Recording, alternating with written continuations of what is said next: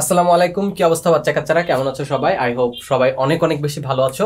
তো অনেক দিন পরে আবার অনেক দিন লাগাইনি, জাস্ট কালকে দিনই আমি হচ্ছে ক্লাস 8-এর বা তোমাদের জিএসসি পরীক্ষার্থী যারা আছো, না জিএসসি মেবি হবে না, সো জিএসসি পরীক্ষার্থী বলা ঠিক না, ক্লাস 8-এ যারা আছো তাদের বইয়ের 6 নম্বর অধ্যায় বা পরমাণুর গঠন এই চ্যাপ্টারটা দিছিলাম।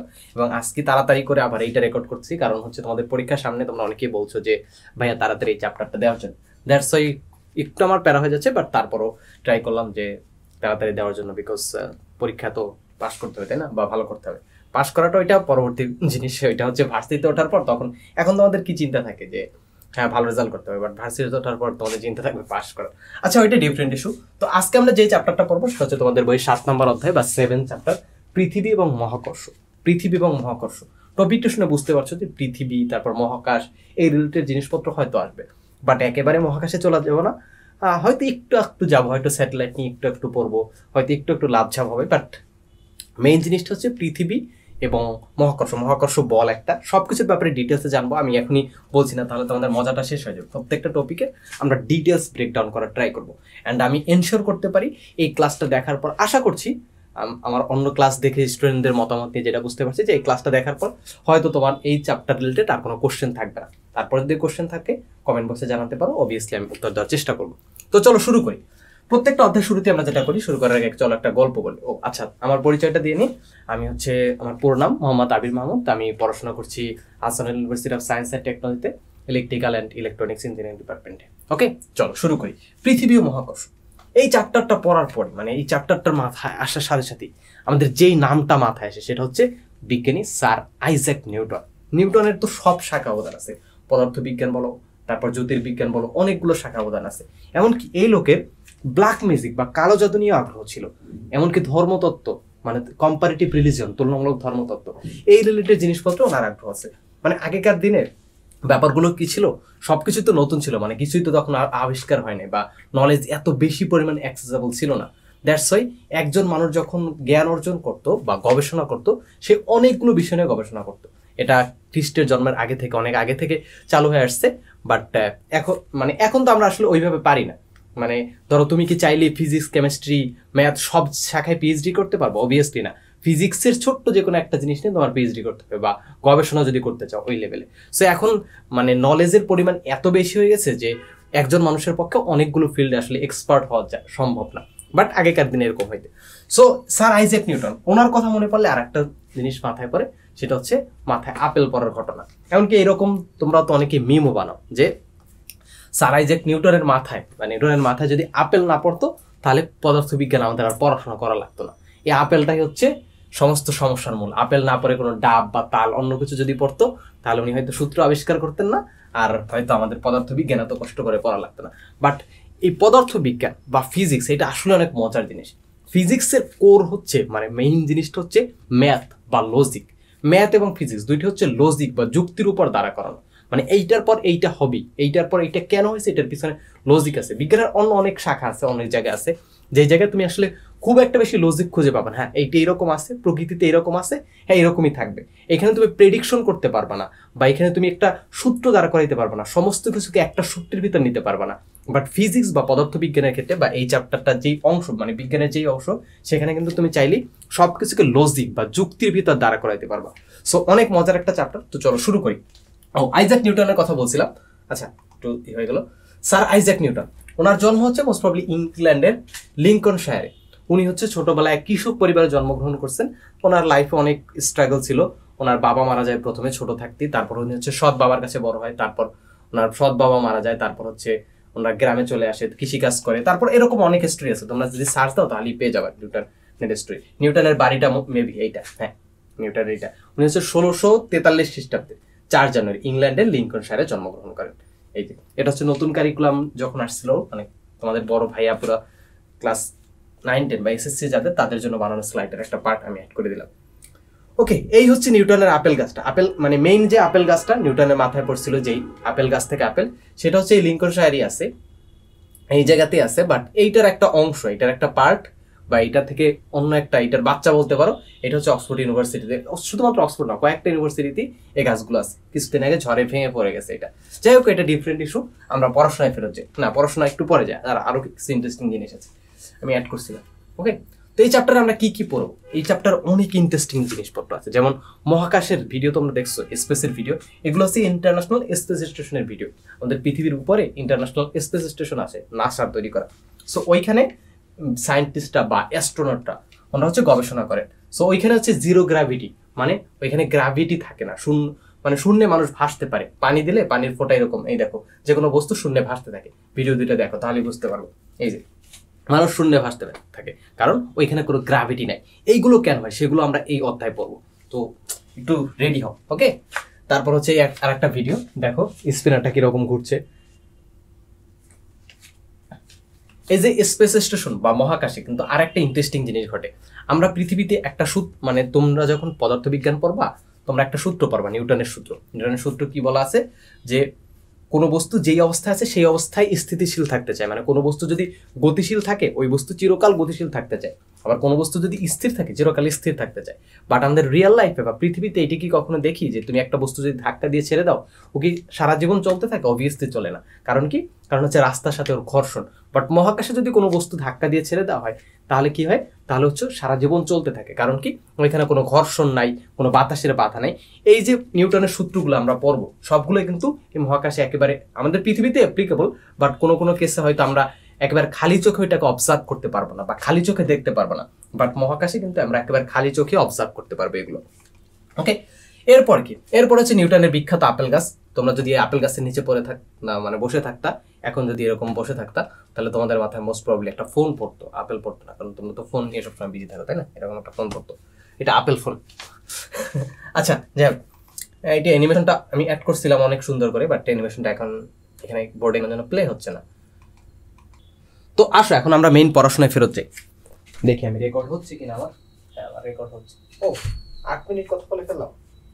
আচ্ছা, এখন আমরা যেটা পড়বো সেটা হচ্ছে আমাদের বইয়ের পড়া। বইয়ের পড়াটা আমরা শুরু করি। নিউটন আসলে কি দেখছিলেন? অনেকেই শুনি যে নিউটন এইটা দেখছিলেন, ওইটা দেখছিলেন, বাট নিউটন আসলে কি দেখছিলেন সেটা এখন বোঝার চেষ্টা করি। চলো, মহাকর্ষ জিনিসটা কি? মহাকর্ষ জিনিসটা কি? নিউটন এরকম যে আপেল গাছের নিচে একদিন বসেছিলেন, এটা আসলে স্টোরিটা সত্যি কিনা জানা যায় না, বাট প্রচলিত আছে। এবং ইংল্যান্ডে যেহেতু অনেক আপেল গাছ আছে, সো ধরেই নেওয়া যায় যে এখানে আপেল গাছের নিচে বসেছিলেন। বাট আমরা যে লজিকে জানি, লজিকটা ব্যাপারটা এরকম না যে অনেকে বলে যে আপেল গাছের নিচে বসেছিল, তখন তার মনে হলো আপেলটা নিচে না পড়ে মানে নিচে পড়ে, নিচে কেন পড়লো, উপরে কেন গেল না, এরকম এটা কিন্তু লজিক্যাল চিন্তা না। উপরে কেন যাবে? মানুষ কি তখন জানতো এরকম পৃথিবী এইরকম ঘটনা এরকম উপরে কেন যাবে? এটার ব্যাপারে আসলে কোনো নাই, লজিক নেই। উনি হয়তো চিন্তা করছিলেন, মানে ধারণা করা হয় অ্যাকচুয়াল যে চিন্তাটা হয়তো করছিলেন, এটার ব্যাপারেও নিশ্চয়তা নেই কোনো, যে আমার আপেলটাও উপরের আপেলটাও আমার মাথার উপরে, চারটাও মাথার উপরে, তাহলে আপেলটা নিচে পড়তেছে, চারটা কেন পড়তেছে না? এইরকম একটা লজিক্যাল চিন্তা হয়তো মাথায় আসছে। এটা কিন্তু চিন্তাটা কিন্তু লজিক্যাল বা যৌক্তিক, এইটাই মাথায় আসার কথা, তাই না? আপেলটা উপরে, চারটা উপরে, তাহলে চারটা নিচে কেন পড়তেছে না? শুধু আপেলটা কেন পড়লো?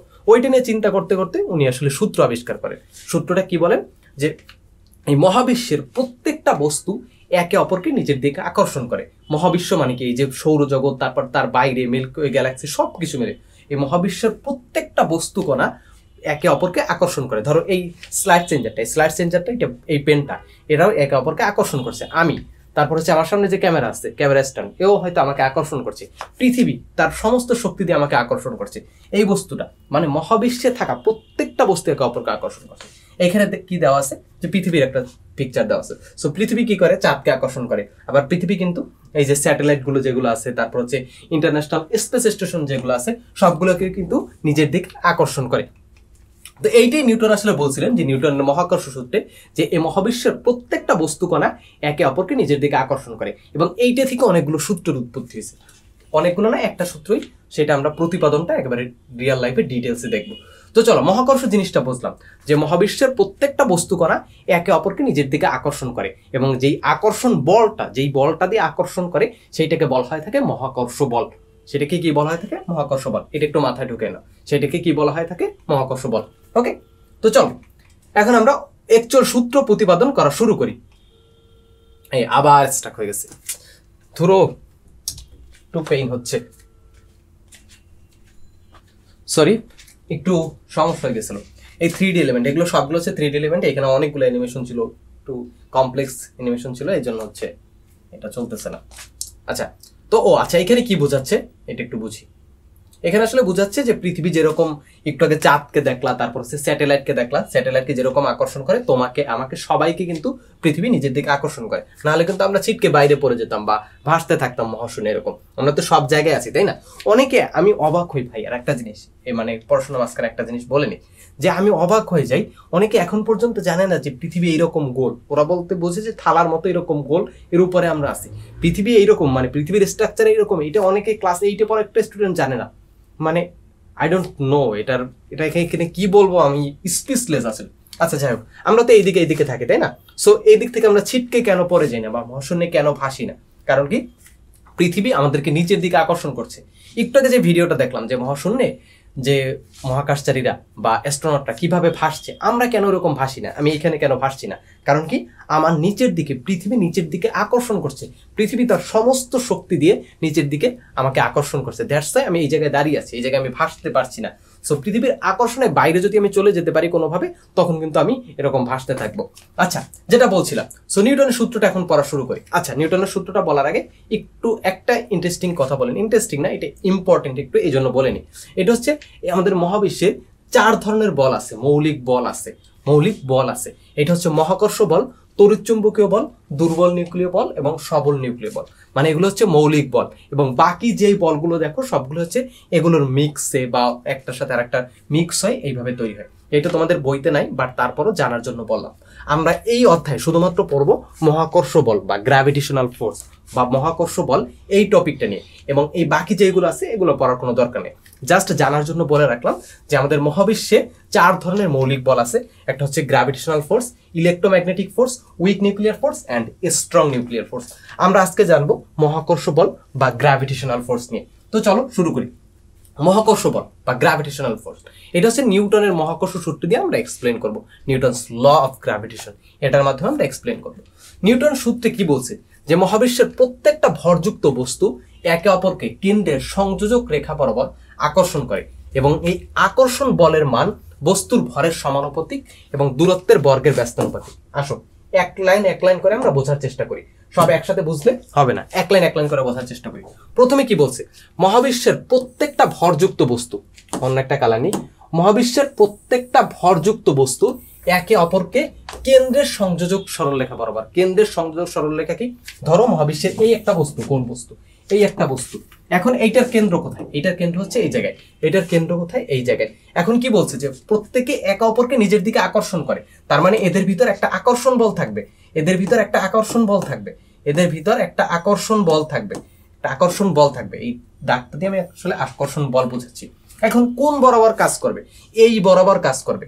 এই লাইনটা আমি এই বরাবরই কেন দিলাম বলতো, কারণ কি, কেন্দ্রের সংযোজক সরলরেখা, এইটা হচ্ছে এইটার কেন্দ্র, এইটা হচ্ছে এইটার কেন্দ্র, এবং এইটার দুইটা, এই দুইটার সংযোজক সরলরেখা হচ্ছে এইটা, এই বরাবর এটা আসলে কাজ করে। এইটাই বলছে যে কেন্দ্রের সংযোজক সরলরেখা বরাবর কাজ করে।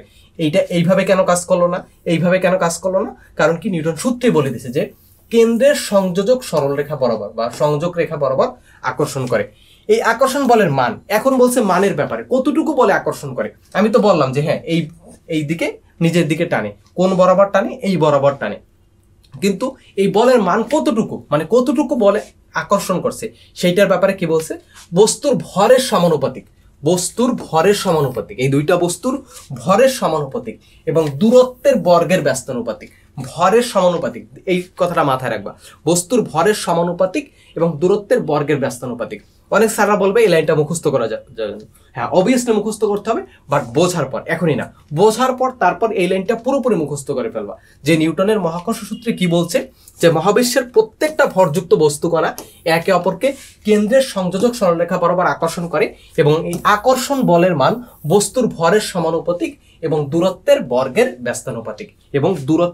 ব্যস্তানুপাতিক, এখন আসি, এইটা তো বুঝলাম যে কেন্দ্রের সংযোজক রেখা বরাবর কাজ করে, বাট এই যে ভরের সমানুপাতিক এই জিনিসটা কি, এবং দূরত্বের বর্গের ব্যস্তানুপাতিক এই জিনিসটা কি, চলো এইটা একটু দেখি।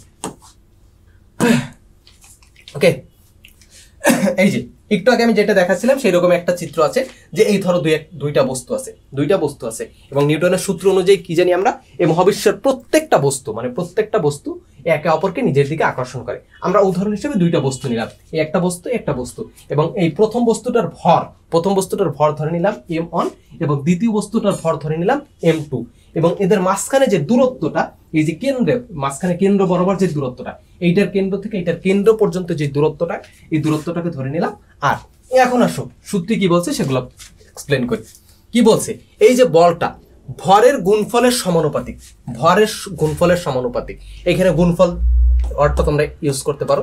ভরের মানে যেই দুইটা বস্তুর কথা বলছে ওই দুইটা বস্তুর ভরের গুণফলের সমানুপাতিক এবং দূরত্বের বর্গের ব্যস্তানুপাতিক। সমানুপাতিক জিনিসটা কি, এই যে বলটা এইটা হচ্ছে সম অনুপাতে বাড়বে। সমানুপাতিক মানে হচ্ছে সম অনুপাতে বাড়বে। ধরো এই একটা সিম্পল জিনিস, এটা বাদ দাও, ধরো আমি লিখলাম এ সমানুপাতিক বি। এখন এও একটা ভেরিয়েবল, বিও একটা ভেরিয়েবল, এই দুইটা ভেরিয়েবল। এখন সমানুপাত বলতে কি বোঝায়, সম অনুপাত মানে সম অনুপাতে বাড়বে। এর মান বাড়লে বি এর মানও বাড়বে, আবার বি এর মান বাড়লে এর মানও বাড়বে, আবার এর মান কমলে বি এর মান কমবে। কি রকম ভাবে কমবে, সম অনুপাতে, সমান ভাবে না কিন্তু সম অনুপাতে কমবে। সো এইটাই বলছে যে প্রযুক্ত বল, এই আকর্ষণ বলের মান, এই যে দুইটা বস্তু একে অপরকে নিজের দিকে আকর্ষণ করে, এই আকর্ষণ বলের মান এই যে ভরের গুণফলের সমানুপাতিক। গুণফলটা পরে দাও, বাদ দাও, ভরের সমানুপাতিক মানে ভরের সম অনুপাতে বাড়বে। এই দুইটা বস্তুর ভর যদি বেশি হয় তাহলে প্রযুক্ত বলও বাড়বে, আর যদি ভর কম হয় তাহলে প্রযুক্ত বলও কমবে। আচ্ছা একটু ব্রেক নিচ্ছি আমি, এখানে আজান দিচ্ছে, আজানটা শেষ হওয়ার পর ক্লাস শুরু করছি। আচ্ছা যেটা বলছিলাম যে প্রযুক্ত বল ভরের গুণফলের সমানুপাতিক বা ভরের সমানুপাতিক। এখন এটাকে আমরা ম্যাথমেটিক্যালি কিভাবে লিখবো, নিউটনের সূত্র থেকে কি পাই আবার বলছি যে মহাবিশ্বের যে কোনো দুইটা বস্তু একে অপরকে আকর্ষণ করে। ধরো এই বস্তুটা এরা সবসময় একে অপরকে আকর্ষণ করে, বাট এই বলটার মান খুবই ক্ষুদ্র, এই জন্য আমরা আসলে টের পাই না। বাট এই দুইটা বস্তু কিন্তু একে অপরকে আকর্ষণ করছে। আকর্ষণ কোন বরাবর কাজ করে, এর কেন্দ্রের সংযোজক সরলরেখা, এইটার কেন্দ্র এবং এইটার কেন্দ্র, এই দুইটার সংযোজক সরলরেখা বরাবর কাজ করে। এইটা বুঝছি। এখন হচ্ছে আমরা এই বলটা কতটুকু ওই মানটাকে হিসাব করব। সো মানটা হিসাব করে চলো, প্রযুক্ত বল এটাকে লিখবো এফ। প্রযুক্ত বলকে এফ দ্বারা প্রকাশ করি আমরা। তোমরা ফিজিক্স যখন পড়বা, যদি আগেও পড়ে থাকো তাহলে জানো যে বলকে এফ দ্বারা প্রকাশ করি। এফ সমানুপাতিক ভরের গুণফল। এখানে ভর কোনটা, ভর আছে দুইটা, m1 এবং m2, মানে এই মহাবিশ্বের প্রত্যেকটা বস্তুর ক্ষেত্রে এটা সত্য যে এই মহাবিশ্বের প্রত্যেকটা বস্তু কণা একে অপরকে একটা বলে নিজের দিকে টানে এবং এই বলের মানটা হচ্ছে তাদের ভরের গুণফল, এইটার ভর এবং এইটার ভরের গুণফলের সমানুপাতিক। এফ সমানুপাতিক m1 এবং m2। এটার মানে হচ্ছে এইটার ভর যদি বাড়ে, যে কোনো একটা বস্তুর ভর যদি বাড়ে তাহলে বলের মানও বাড়বে, বা যে কোনো দুইটার যদি বাড়ে তাহলে বলের মানও বাড়বে, আবার যে কোনো দুইটার যদি কমে বা যে কোনো একটার যদি কমে তাহলে বলের মানও কমবে। এটা দ্বারা কি বোঝায় যে ভরের মান কমলে বলের মান কমবে, ভরের মান বাড়লে বলের মান বাড়বে। আই হোপ এতটুকু বুঝছো তোমরা। এখন আরো একটা অংশ তো পরে আছে, তাই না? আর একটা অংশ কি আছে, আচ্ছা এটাকে এইভাবে লিখলাম যে এফ সমানুপাতিক m1 এবং m2। আর একটা কি বলছে যে এই আকর্ষণ বলের মানটা শুধুমাত্র ভরের সমানুপাতিক না, মানে এই আকর্ষণ বলের সাথে শুধুমাত্র ভরের সম্পর্ক আছে এরকম না ব্যাপারটা। আকর্ষণ বলের সাথে শুধুমাত্র যে ভরের সম্পর্ক আছে ব্যাপারটা এরকম না, এটা হচ্ছে দূরত্বের বর্গের ব্যস্তানুপাতিক। এই দুইটার মাঝখানে যে দূরত্ব, একটু আগে বলছিলাম যে এই দুইটার মাঝখানে যে দূরত্ব আর এর বর্গের ব্যস্তানুপাতিক ব্যাপারটা কিরকম, ব্যস্তানুপাতিক হচ্ছে সমানুপাতিকের উল্টা, সমানুপাতিকের ঠিক উল্টা হচ্ছে ব্যস্তানুপাতিক। ধরো এ ব্যস্তানুপাতিক যদি বলি বি, সো সেইটাকে এইভাবে লেখা হয়, ব্যস্তানুপাতিক জিনিসটাকে এইভাবে লেখা হয়। সো এইটার মানে কি, বি এর মান যদি বাড়ে তাহলে কি হবে, এর মান কমবে, আবার এর মান যদি বাড়ে বি এর মান কমবে, মানে হচ্ছে উল্টা। সমানুপাতে কি ছিল, এর মান বাড়লে বি এর মানও বাড়বে, এর মান কমলে বি এর মান কমবে। বাট ব্যস্তানুপাতের ব্যাপারটা কিরকম, একেবারে সম্পূর্ণ উল্টা। তো এখানে কি বলছে যে এই আকর্ষণ বলের মান দূরত্বের বর্গের ব্যস্তানুপাতিক। সো আকর্ষণ বল আবার লিখি এফ, আকর্ষণ বলের সাথে দুইটার সম্পর্ক, একটা হচ্ছে ভরের সম্পর্ক আর দূরত্বের সম্পর্ক। সো ভরের সম্পর্কটা আমরা পাইছি, এখন হচ্ছে আমরা দূরত্বের সম্পর্কটা বের করবো। সো দূরত্বের সম্পর্কটা বের করার জন্য এফ ব্যস্তানুপাতিক কিভাবে লিখবো, 1/। এখন ব্যস্তানুপাতিক কিসের ব্যস্তানুপাতিক, দূরত্বের বর্গের ব্যস্তানুপাতিক। দূরত্ব কি আর, এবং আর স্কয়ার, কারণ কি দূরত্বের বর্গের ব্যস্তানুপাতিক। এই হচ্ছে আমাদের দুইটা সম্পর্ক, এই হচ্ছে নিউটনের ওভারঅল সূত্র। এখন এইটা থেকে সূত্র কিভাবে বের করা যায় সেটা আমরা বলবো। তো তার আগে আর একবার বলিনি এটা, মহাবিশ্বের প্রত্যেকটা বস্তুকণা, ভরযুক্ত বস্তুকণা একে অপরকে নিজের কেন্দ্রের সংযোগ রেখা বরাবর আকর্ষণ করে এবং এই আকর্ষণ বলের মান বস্তুর ভরের সমানুপাতিক এবং দূরত্বের বর্গের ব্যস্তানুপাতিক। এটা আমরা বুঝলাম যে এই আকর্ষণ বলটার মান ভরের সমানুপাতিক, দুইটার ভরের গুণফলের সমানুপাতিক, মানে এফ সমানুপাতিক m1 × m2 এবং দূরত্বের বর্গের ব্যস্তানুপাতিক এইটা বুঝলাম। ওকে, এখন হচ্ছে দুইটা সম্পর্ক পাইছি, এই দুইটা সম্পর্ক থেকে আমরা একটা সূত্র বের করতে পারি। চলো আমরা সূত্র বের করি। দেখো দুইটা যদি, এই একটা জিনিস মনে রাখবে, এটা হচ্ছে ম্যাথের জিনিস, এই টাইপের জিনিসপত্র তোমাদের আপাতত নাই, এই জন্য আমি এগুলো এক্সপ্লেন করছি না। ধরো দুইটা যদি সমান জিনিস সমানুপাতিক যদি থাকে, ধরো এ সমানুপাতিক বি এরকম যদি থাকে, তারপর যদি থাকে এ ব্যস্তানুপাতিক 1/c, তখন আমরা এই দুইটাকে একসাথে করে লিখতে পারি, এই সাইডে লিখছি এ সমানুপাতিক,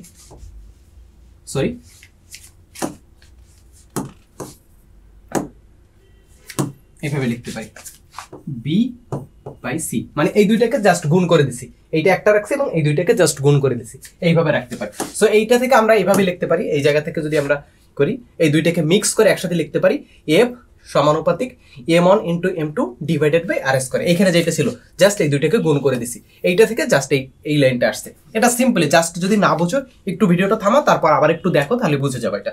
ওকে, এরপর কি, এখন আরেকটা জিনিস মনে রাখবে যে সমানুপাতিক থেকে যদি সমান চিহ্ন আনতে চাই, এইখানে চিহ্নটা কিন্তু সমানুপাতিক চিহ্ন, এটা কিন্তু ডিরেক্টলি আমরা যে কোনো সূত্র ইউজ করতে পারবো না, সূত্র ইউজ করার জন্য একটা ইকুয়েশন বা সমীকরণ লাগবে, ম্যাথের মতো একটা সমীকরণ বা সূত্র লাগবে। সেইটাকে কিভাবে বের করব? সমানুপাতিক থেকে সমান চিহ্ন যদি আনতে হয়, সবসময় এটা মনে রাখবা, সমানুপাতিক থেকে সমান চিহ্ন যদি আনতে হয় সবসময় একটা কনস্ট্যান্ট বা ধ্রুবক আনতে হবে। সো এইটার ক্ষেত্রে আমরা যদি লিখতে চাই, ধরো এইখানের কথা চিন্তা করো, এফ সমানুপাতিক m1 × m2, এইটা থেকে আমরা যদি সমান চিহ্ন দিতে চাই, মানে এই জায়গাটা থেকে শুধুমাত্র ওই সবকিছু বাদ দাও, এই জায়গা থেকে যদি লিখতে চাই যে এফ সমান m1 × m2, তাহলে কি করতে হবে? এই m1 × m2 এটার আগে একটা সমানুপাতিক ধ্রুবক দিতে হবে, এইটার আগে কি করতে হবে? একটা সমানুপাতিক ধ্রুবক দিতে হবে। সো এই ক্ষেত্রেও ব্যাপারটা এরকম সেম, যে এইটার পর একটা সমান চিহ্ন আনতে হলে এইখানে মাঝখানে একটা সমানুপাতিক ধ্রুবক দিতে হবে। তো সমানুপাতিক ধ্রুবক একটা দেব, এই যে কই গেল, এই যে এইটা থেকে সমান চিহ্ন আনছি, একটা সমানুপাতিক ধ্রুবক দিছি, সমানুপাতিক ধ্রুবকটার মান হচ্ছে জি। এইটা হচ্ছে সর্বজনীন মহাকর্ষীয় ধ্রুবক বলা হয় থাকে। এবং ধ্রুবক বা কনস্ট্যান্ট, মানে এটা হচ্ছে মান বা ভ্যালু ফিক্সড থাকে, এটার মান বা ভ্যালু ফিক্সড থাকে। এটার ভ্যালুটা একটু পর দেখা যায় যে 6.7 এতটাই মনে রাখবা। আরো ভ্যালু আছে দশমিকের পর, জাস্ট তোমরা তোমাদের ম্যাথ করার জন্য এতটুকুই রাখবা, 6.7 × 10⁻⁻11 newton metre square kg inverse 2। অনেক বড় লাগছে, বাট এটা একেবারে ফুললি মুখস্থ করতে হবে। এইটা বোঝার কিছু নেই, জাস্ট এককটা আমি বুঝাই দিচ্ছি, এককটা একটু পর বুঝাই দিচ্ছি। ওকে, এইটা তো বুঝলাম যে সমানুপাতিক থেকে সমান চিহ্ন আনার জন্য আমরা একটা সমানুপাতিক ধ্রুবক দিছি, যেটার মান হচ্ছে জি, এবং এই জি এর ভ্যালুটা হচ্ছে এইটা। যে কোনো একটা ম্যাথ যদি আমাদের করতে দেয়, এখন তোমাদের যদি একটা ম্যাথ করতে দেয়, অবভিয়াসলি পারবো না।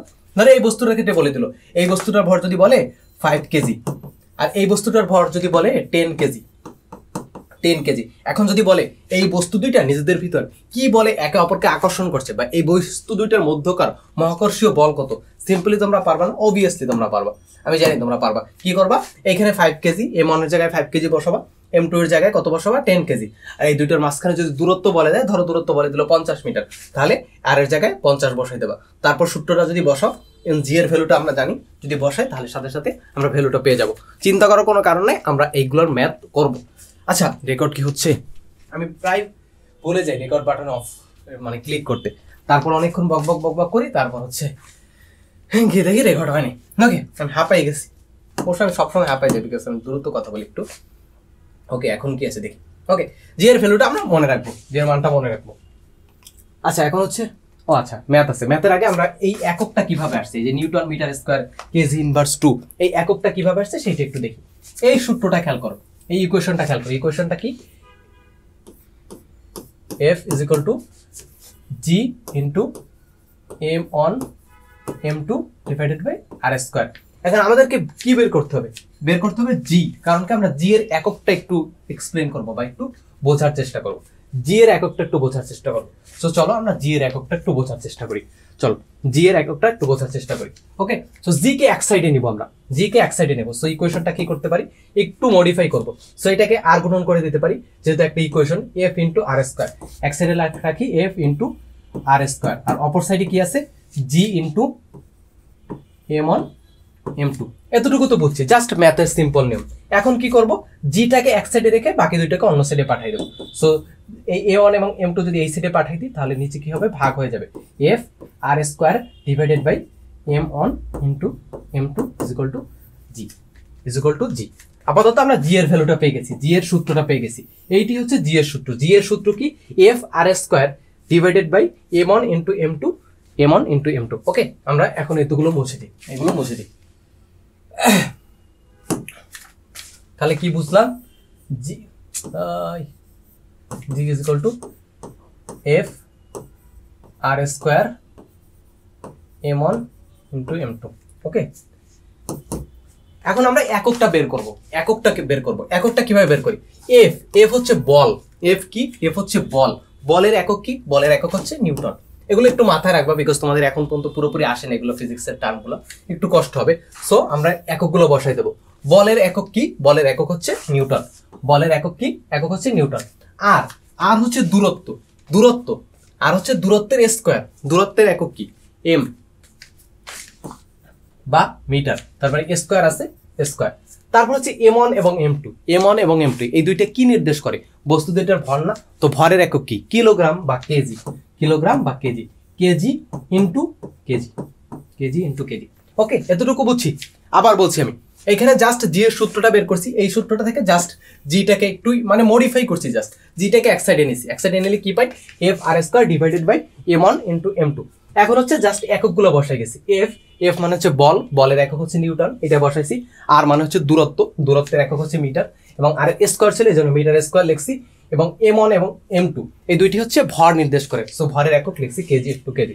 সো দুইটাকে যদি একসাথে গুণ করি কি হয়? কেজি স্কোয়ার হয়ে যায়। আমরা এখানে কেজি স্কোয়ার লিখি, দুইটা আলাদা আলাদা না লিখে কেজি স্কোয়ার লিখি আমরা একসাথে। সরি, এটা নিয়ে নিছি পেন।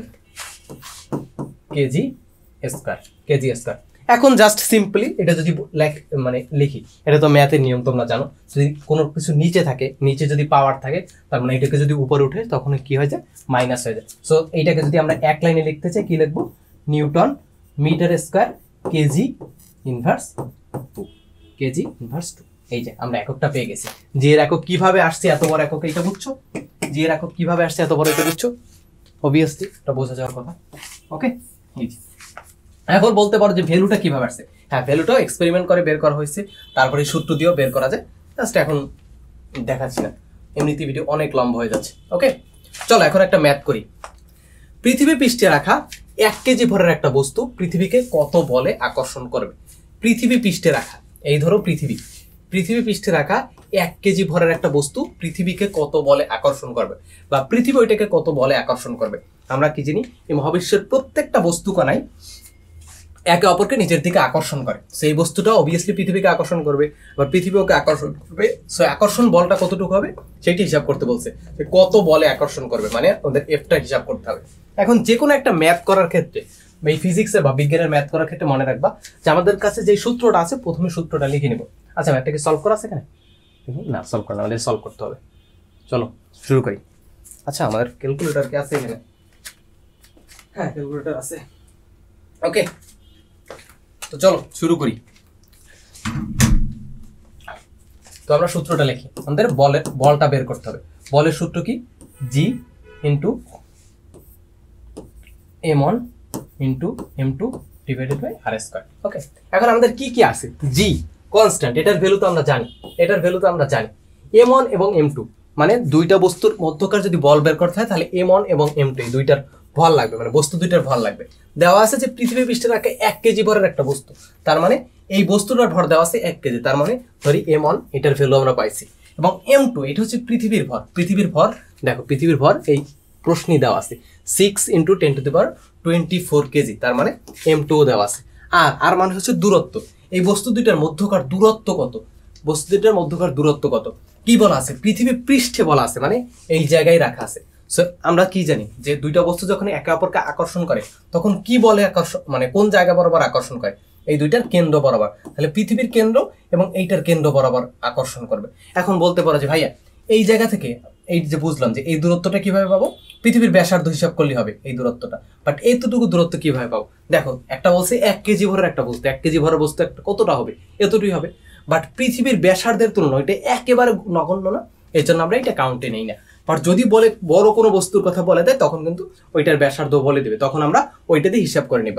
আর একটা জিনিস যেটা অনেকে ভুল করো সেটা হচ্ছে অনেক সময় বলে দেবে যে পৃথিবী থেকে এত উপরে আছে, তখন কি হবে, এই দুইটার মধ্যকার দূরত্ব কি হবে, এই জায়গা থেকে পৃথিবীর কেন্দ্র থেকে এই পর্যন্ত দূরত্ব কোনটা, এটা হচ্ছে ব্যাসার্ধ। তারপর এই পৃথিবী পৃষ্ঠ থেকে ওই বস্তুটা কত উপরে, এই দুইটা দূরত্ব একসাথে মিক্স করে তারপর হচ্ছে আমরা আরটা বের করতে পারবো, বাট এইখানে এসব কিছুই করা লাগবে না, কারণ আমাদের আরটা জানা আছে। জাস্ট আরটা হচ্ছে পৃথিবীর ব্যাসার্ধ 6.4 × 10⁶ মিটার।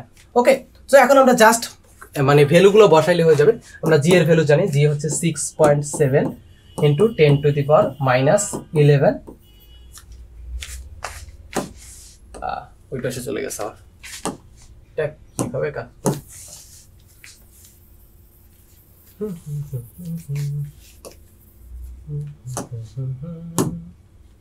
ওকে, তারপর m1 হচ্ছে বস্তুর ভর 1 কেজি, গুণ হচ্ছে m2 কত, পৃথিবীর ভর 6 × 10⁻24, 6 × 10⁻24, আর হচ্ছে নিচে হচ্ছে ব্যাসার্ধ স্কয়ার, তার মানে এইটা পুরোটা সরি নষ্ট হয়ে গেছে। ওকে, 6.4 × 10⁶ হোল স্কয়ার। ওকে, আমরা ক্যালকুলেটর বসাই, আমরা বেশি সময় নিব না সলভ করার জন্য, তোমরা তো নর্মাল ক্যালকুলেটর ইউজ করবা, এখানে বসাই দিলে হয়ে যাবে। সো তোমরা প্রথমে কি করবা, এইটা গুণ করবা, মানে এটা তো গুণ করা লাগবে না যদি বস্তুর ভর দেওয়া থাকে, এই দুইটা একসাথে গুণ করবা, তারপর ওইটার দ্বারা ভাগ করবা, এটাকে ভাগ করবা, ব্র্যাকেট দিয়ে স্কয়ার দিয়ে দিবা, তারপর ভাগ করবা, তারপর এটা গুণ করে দিবা। সো আমরা যদি হিসাব করি 6 × 10⁻24 আর হচ্ছে ডিভাইডেড বাই 6.4 × 10⁶ হোল স্কয়ার, এটার স্কয়ার 10⁶ স্কয়ার, 6 × 6.7 × 10⁻11 কত আসছে, 9.81 নিউটন। এটার এককটা কি হবে, নিউটন, কারণ এটা হচ্ছে একটা ফোর্স বা বল, এটা হচ্ছে একটা ফোর্স বা বল, এটা হচ্ছে একটা ফোর্স বা বল। আই হোপ এটা তোমরা বুঝছো। এরপরে কি আছে, চলো এরপরে কি আছে। ওকে, আর একটা উদাহরণ আছে, উদাহরণটা কি একটু দেখি। রেকর্ড হচ্ছে, হিরো আলম এবং জায়েদ খান খেলার মাঠে পরস্পর 40 মিটার দূরে দাঁড়িয়ে আছে, তাদের দুজনের ভর যথাক্রমে 35 কেজি এবং 40 কেজি। হিরো আলম এবং জায়েদ খানের মধ্যবর্তী দূরত্ব কমিয়ে 20 মিটার করলে তাদের দুজনের মধ্যকার আকর্ষণ বলের পরিবর্তন গাণিতিকভাবে বিশ্লেষণ করো। চলো আমরা ম্যাথটা সলভ করি। কি বলা আছে, একটু আগে যেটা বললাম যে আমাদের কি বলছে ওইটা আগে বুঝতে হবে। আমাদের প্রথমে বলছে যে হিরো আলম এবং জায়েদ খান খেলার মাঠে পরস্পর 40 মিটার দূরে দাঁড়িয়ে আছে, তাদের দুজনের ওজন দেওয়া আছে। তার মানে প্রথমে আমরা হিসাব করব কি, প্রথমে দাঁড়ানো অবস্থা, এই যে প্রথম যে কেসটা দেওয়া আছে, এখানে দুইটা কেস দেওয়া আছে। প্রথমে হচ্ছে 40 মিটার দূরত্বে ছিল হিরো আলম এবং জায়েদ খান, 40 মিটার দূরত্বে ছিল।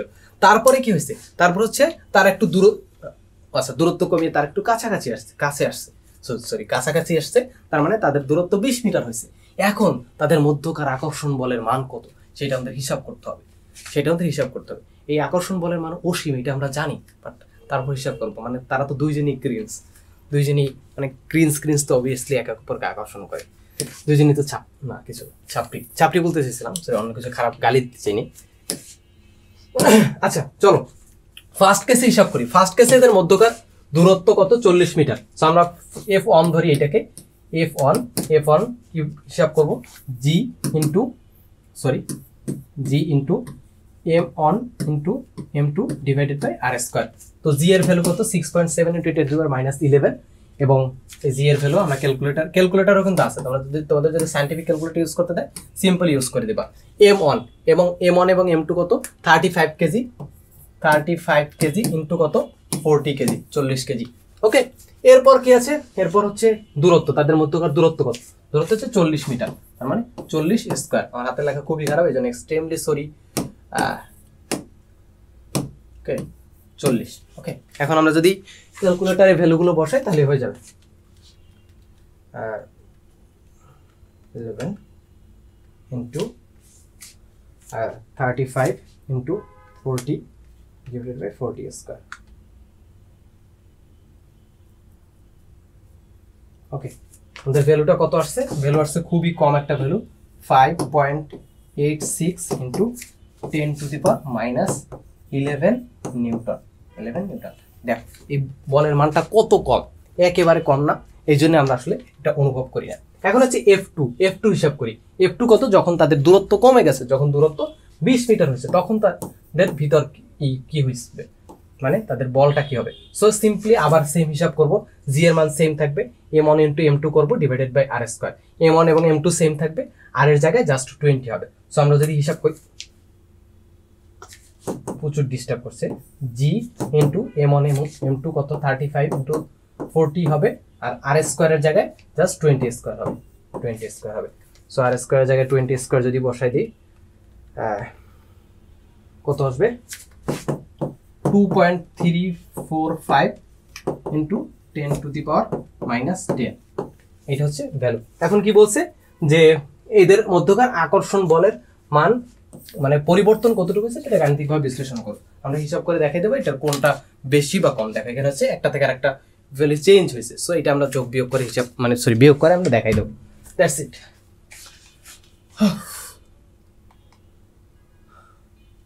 আচ্ছা, আর একটা কোশ্চেনটা কি, দুইটা বস্তুর মধ্যবর্তী দূরত্ব 4 গুণ করা হলে এদের মধ্যবর্তী আকর্ষণ বল কত হবে। এইটার একটা এমসিকিউ কোশ্চেন মুভি কোনো বোর্ডে আসছিল। সো আবার সূত্রটা লিখি, F ইজ ইকুয়াল টু কত, G into M1 into M2 divided by R square, M1 into M2 divided by R square. এখন কি বলছে, দুইটা বস্তুর মধ্যকার দূরত্ব যদি 4 গুণ করা হয়, দূরত্ব যদি 4 গুণ করা হয় তাহলে মধ্যবর্তী আকর্ষণ বলের মান কত হবে। ধরে নিলাম তর্কের খাতিরে ধরে নিলাম এই যে দাঁড়াও, ফার্স্ট কেসে তর্কের খাতিরে ধরে নিলাম, ফার্স্ট কেসে আমাদের এই দুইটা বস্তুর ভর হচ্ছে 1 কেজি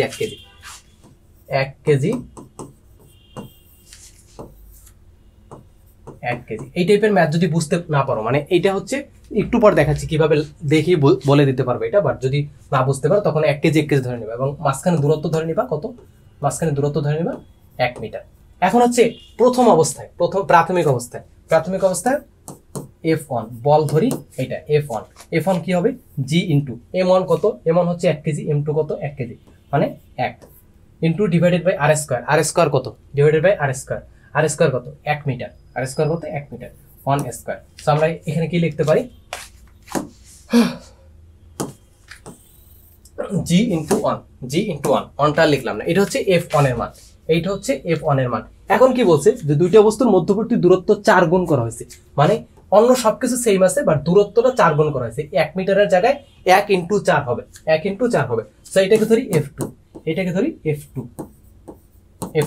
F2 কত, G ইন্টু M1 M2 এর জায়গায় কত হবে 1 হবে, ডিভাইডেড বাই আর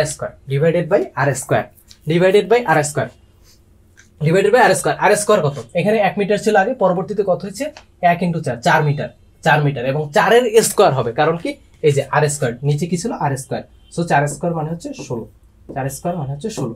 এখন দেখো দুইটা বস্তুর মধ্যবর্তী দূরত্ব 4 গুণ, এদের আকর্ষণ বল কত হবে, একবার এদের আকর্ষণ বল কত হবে, দেখো এইটার কত গুণ, দেখো এইটার কত গুণ, এইটা F1 মানে কি G আর F2 মানে কি G এর সাথে কিছু একটা গুণ আছে, তার মানে F2 কত হচ্ছে, F2 হচ্ছে F1 এর এত গুণ, মানে এত গুণ 1/16 গুণ, এইটা বাড়ছে, এইটা থেকে এটাই ইনক্রিজ হয়েছে, এইটাই বুঝেছে। আরো একটা সিম্পল জিনিস দেখো, এখানে কত F2, এখানে কত G এর বদলে আমরা F1 লিখতে পারি না, সো G এর বদলে যদি আমরা F1 লিখে দিই, আসে না, ইরেজার আসে না,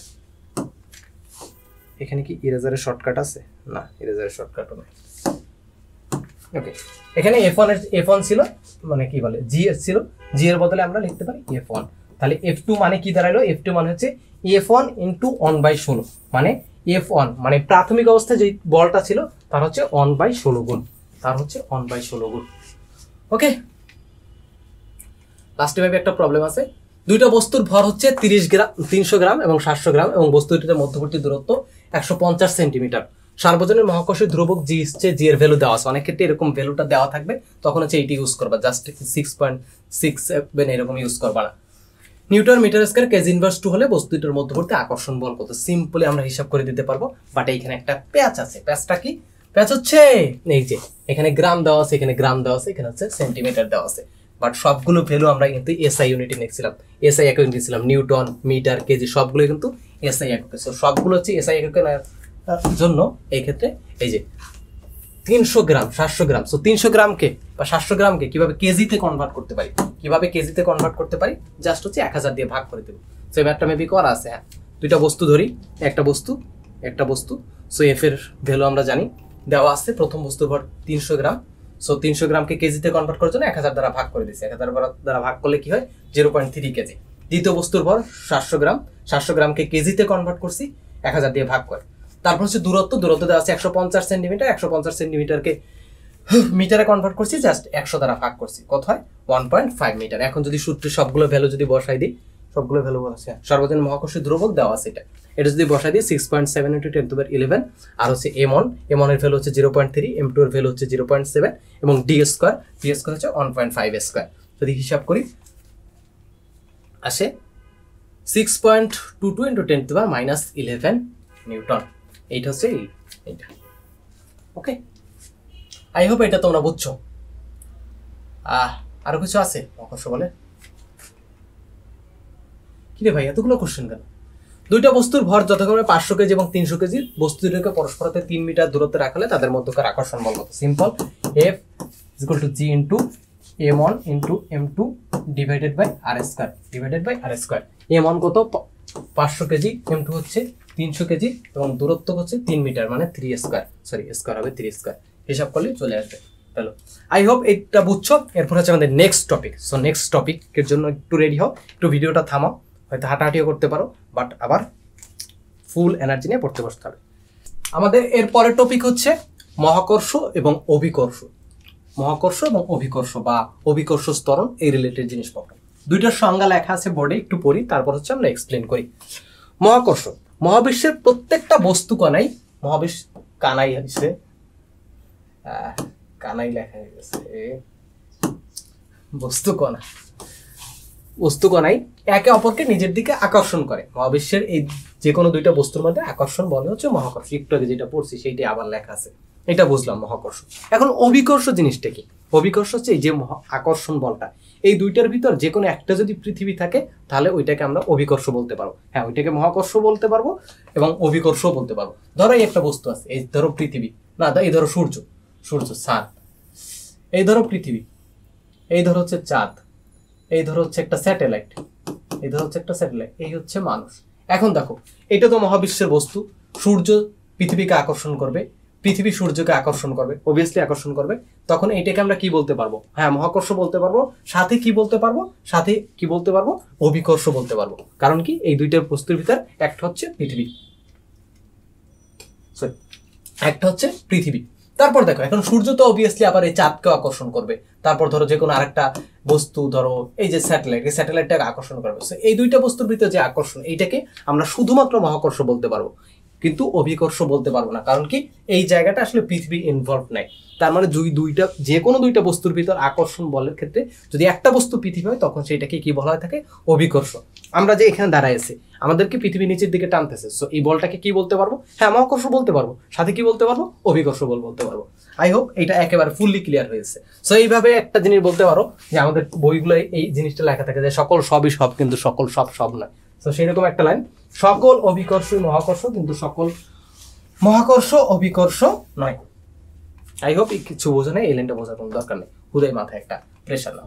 ওকে, এখন হচ্ছে আমরা সবচেয়ে ইন্টারেস্টিং জিনিস পড়ার আগে আরেকটা জিনিস পড়ি, সেটা হচ্ছে বেগ এবং ত্বরণ। এই দুইটা জিনিস তোমাদেরকে একটু ভালোভাবে বুঝতে হবে। বেগ এবং ত্বরণ। ধরো তোমার বাড়ি এই জায়গায়, ধরো তোমার বাড়ি এই জায়গায়। আমার আঁকার হাত খুবই খারাপ, তারপর আঁকা ট্রাই করছি। হ্যাঁ, ডক্টর ইউনূসের গ্রামীণ ব্যাংকের লোগো হয়ে গেছে।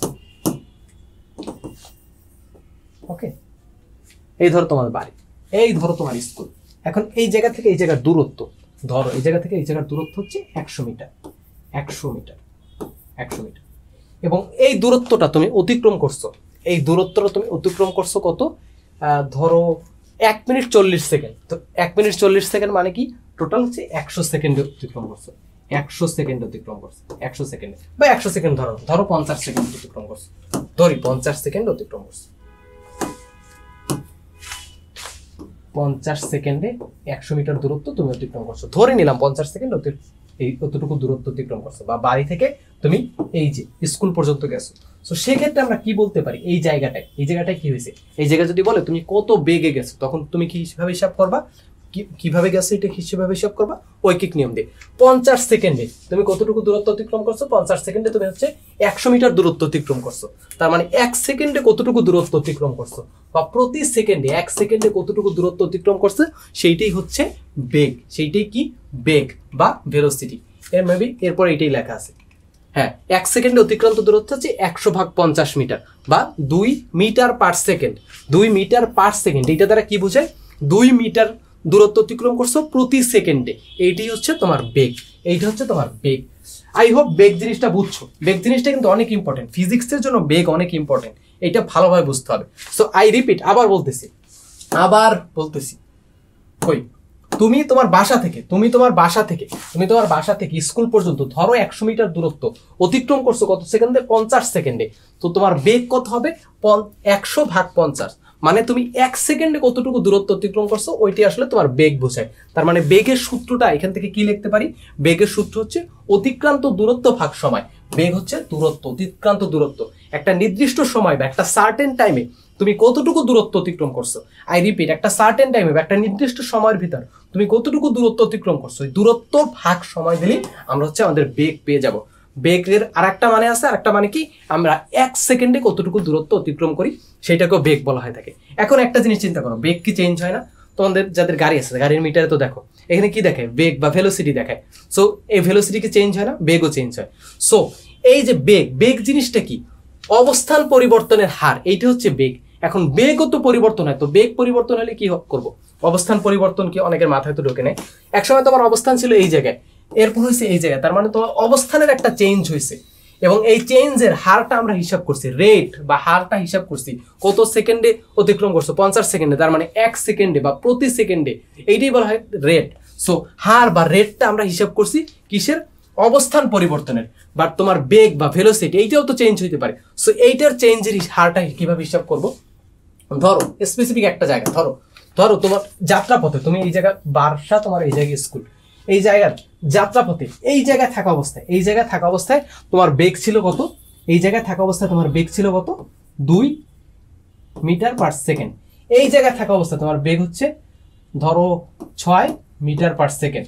সো এই জায়গা থেকে এই জায়গা পর্যন্ত যাইতে তোমার ধরো 1 সেকেন্ড সময় লাগছে, এই জায়গা থেকে এই পর্যন্ত 2 সেকেন্ড, এই জায়গা থেকে এই জায়গায় পর্যন্ত লাগছে আরো 2 সেকেন্ড। তো এই জায়গাটুকুর ভিতরে আমরা হিসাব করবো যে বেগের চেঞ্জটা কি হয়েছে। বেগ একটু আগে যে বেগটা হিসাব করছি, ওইটা কি সব ক্ষেত্রে সমান বেগ ছিল?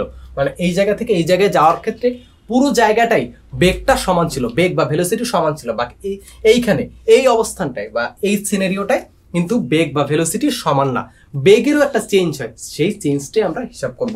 সো চেঞ্জটা কিভাবে হিসাব করবো? দেখ, এই জায়গায় থাকা অবস্থায় বেগ ছিল কত? 2 মিটার পার সেকেন্ড। এই জায়গায় থাকা অবস্থায় বেগ কত? 6 metre per second. 6 metre per second. এখন একটা চেঞ্জ হয়েছে না? হিসাব করে বুঝছি একটা চেঞ্জ হয়েছে।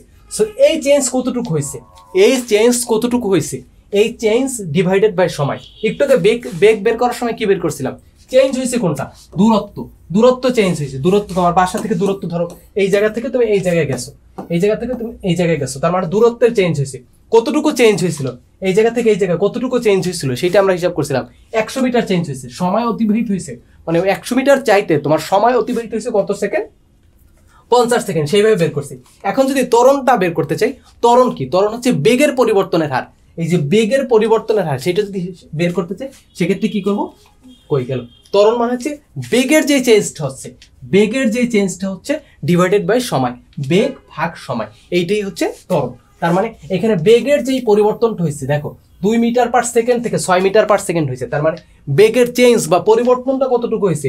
বেগের চেঞ্জ বা পরিবর্তনটা কতটুকু হয়েছে? 2 থেকে 6 মানে হচ্ছে 4 metre per second. 4 metre per second, এইটার ভাগ কত হবে? ভাগ হচ্ছে 2। তার মানে এখানে ত্বরণটা কত? 4 ভাগ 2 মানে 2 মিটার পার সেকেন্ড স্কয়ার। এইখানে দেখো বেগের ক্ষেত্রে এককটা কি ছিল? 2 মিটার পার সেকেন্ড মানে metre per second -1 ms inverse 1, but এখানে কি ms ইনভার্স 2। ত্বরণের ক্ষেত্রে এককটা এরকম। ত্বরণের এককটা কিভাবে আসে? সিম্পল, বেগ। এবার দেখেন বেগ মানে কি? দূরত্বের একক কি? মিটার। সময়ের একক কি? সেকেন্ড। তো মিটার পার সেকেন্ড, মিটার নিচে হচ্ছে সেকেন্ড। আর এই ক্ষেত্রে কি? ত্বরণ কি? বেগের পরিবর্তন বা বেগ ডিভাইডেড বাই সময় বা টাইম। সো বেগের একক কি ছিল? Metre per second divided by কি? সময়। তার মানে আরেকবার সেকেন্ড। সো 2 বার যদি হয় এখানে, তার মানে এটার উপর একটা অন আছে। সো ms ইনভার্স 2 এরকম metre per second square. I hope এটা তোমরা বুঝছো। এটা এতটা ইম্পর্টেন্ট না, ডিরেক্টলি তোমাদের নাই, বাট হিসাব করতে হবে। সো এখন হচ্ছে এটা হচ্ছে ত্বরণ। যে কোনো স্বাভাবিক অবস্থায় ত্বরণ, আমরা ধরো এই জায়গা থেকে তোমার বাসা থেকে স্কুল পর্যন্ত গেলা, এই ক্ষেত্রে ত্বরণ হিসাব করা হয়েছে। বাট অভিকর্ষ ত্বরণ নামে একটা জিনিস আছে। এই ক্ষেত্রে যদি অভিকর্ষের ক্ষেত্রে কাজ করে, সেইটাকে বলা হয় থাকে অভিকর্ষ ত্বরণ। ব্যাপারটা কিরকম? ধরো তুমি একটা বস্তু ছাদে উঠলা, একটা বল নিয়ে ছাদে উঠলো। অনেক সময় করো না, আমি তো অনেক আগে এরকম করতাম যে ছাদে উঠে হচ্ছে কিছু ফেলে দিতাম।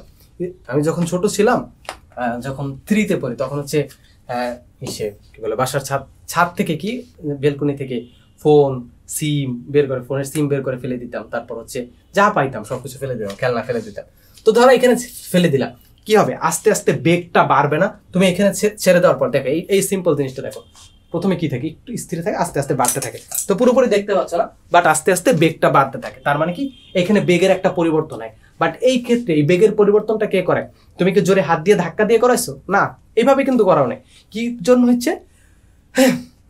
পৃথিবী নিচের দিকে টানতেছে, এই যে অভিকর্ষের টানে নিচে পড়তেছে, এই জন্য এটাকে বলা হয় থাকে অভিকর্ষ ত্বরণ। এবং অভিকর্ষ ত্বরণকে আমরা এ দ্বারা প্রকাশ করি না, বেগকে আমরা ভি দ্বারা প্রকাশ করি, ভেলোসিটি। ত্বরণকে আমরা এ দ্বারা প্রকাশ করি, এক্সেলারেশন। বাট অভিকর্ষ ত্বরণকে আমরা জি দ্বারা প্রকাশ করি। এইটা একটু ভালোভাবে মাথায় ঢুকে না, অভিকর্ষ ত্বরণকে আমরা জি দ্বারা প্রকাশ করি। আই হোপ এটা তোমরা বুঝছো অভিকর্ষ ত্বরণ ব্যাপারটা কি। এখন চলো আমরা আসল পড়ায় যাই। আমাদের অভিকর্ষ ত্বরণ, অভিকর্ষর বলের প্রভাবে ভূপৃষ্ঠে মুক্ত হওয়ার পরন্ত কোনো বস্তুর বেগ বৃদ্ধির হারকে অভিকর্ষ ত্বরণ বলে। এই যে একটু আগে যেটা দেখালাম, ছাদ থেকে যদি কোনো বস্তু ফেলে দাও, মানে মুক্তভাবে যদি ফেলে দাও, ভূপৃষ্ঠে মুক্তভাবে পরন্ত কোনো বস্তুর বেগ বৃদ্ধি, অবভিয়াসলি বেগ বৃদ্ধি হবে। এবং বেগ বৃদ্ধির হারকে কি বলে? ত্বরণ বলে। বাট এটা যেহেতু অভিকর্ষের প্রভাব হচ্ছে, এই জন্য এটাকে কি বলা হয় থাকে? অভিকর্ষ ত্বরণ। অভিকর্ষ ত্বরণ। আই হোপ তোমরা এটা বুঝছো। এই জন্য এটাকে কি বলা হয় থাকে? অভিকর্ষ ত্বরণ। এখন আমাদের মেইন হিসাবটা করো। একটু আগে আমরা কি দেখছি? F = g × m1 × m2 divided by r square. নিউটনের আরেকটা সূত্র আছে, সূত্রটা থেকে আমরা কি পাই? F মানে বল = কি? m × a। m মানে কি? ভর, a মানে কি? ত্বরণ। একটু আগে যে ত্বরণ যেটা বলছি ওইটা। এক্ষেত্রে এর জায়গায় কিন্তু জিও বসাইতে পারো। জি কখন বসাবো? যখন অভিকর্ষের প্রভাবে নিচের দিকে মুক্তভাবে পড়তে থাকবে। সো নিউটনের এই সূত্রটা মনে রাখবে, F = ma। F মানে হচ্ছে বল, m হচ্ছে ভর, এ হচ্ছে ত্বরণ। অনেক ক্ষেত্রে জি হবে, এরকম হবে, F = m × g, মানে দুইটাই ত্বরণ, এ এবং জি দুইটা দ্বারাই ত্বরণ বোঝায়। এ হচ্ছে স্বাভাবিক ত্বরণ বা নর্মাল এক্সেলারেশন, আর জি মানে হচ্ছে গ্র্যাভিটেশনাল এক্সেলারেশন, মানে অভিকর্ষ ত্বরণ। সেই সূত্রটা মনে রাখবে, F = m। এখন এই সূত্র দিয়ে আমরা বাকি কাজগুলো করব। সো পরবর্তী সূত্রটা কি? F = ma। এখন দেখো এই দুইটা কিন্তু সমীকরণ, এটাকে ধরি 1 নম্বর সমীকরণ দিলাম, এটাকে হচ্ছে 2 নম্বর সমীকরণ দিলাম। সো দুইটা সমীকরণ একসাথে মিক্স করতে পারি না, দুইটা সমীকরণ একসাথে মিক্স করি। চলো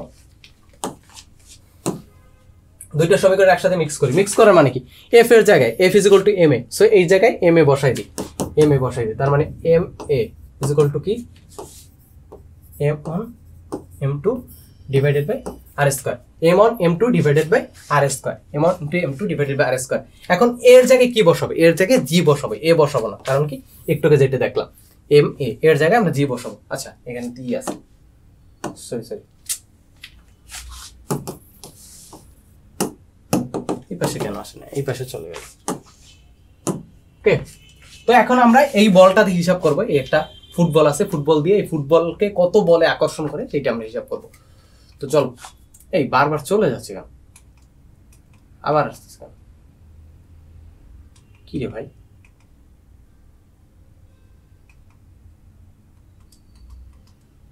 ওকে ধরো, অ্যানিমেশনটা ঠিকভাবে আসেন।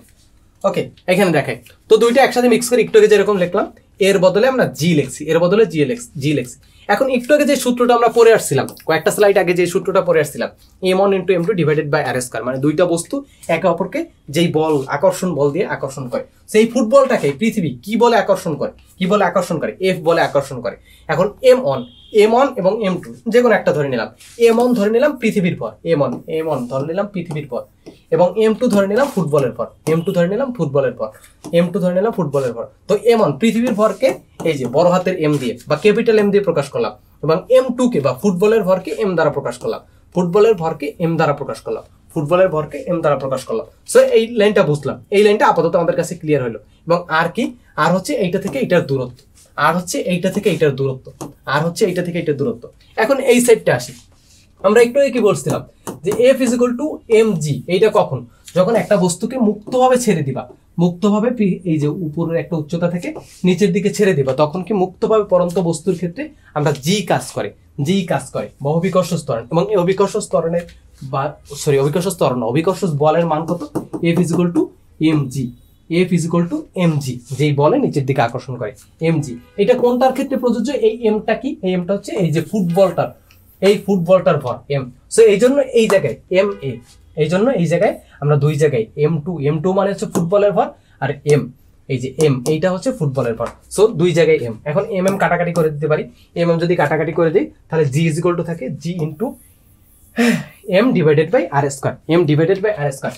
অবাক করা জিনিস দেখো, এইখানে জি এর এই জায়গায় দেখো m এর কোনো অস্তিত্ব নাই, m এর কোনো ছোট m মানে এই যে ফুটবলটার ভর, এইটার কোনো অস্তিত্বই নাই।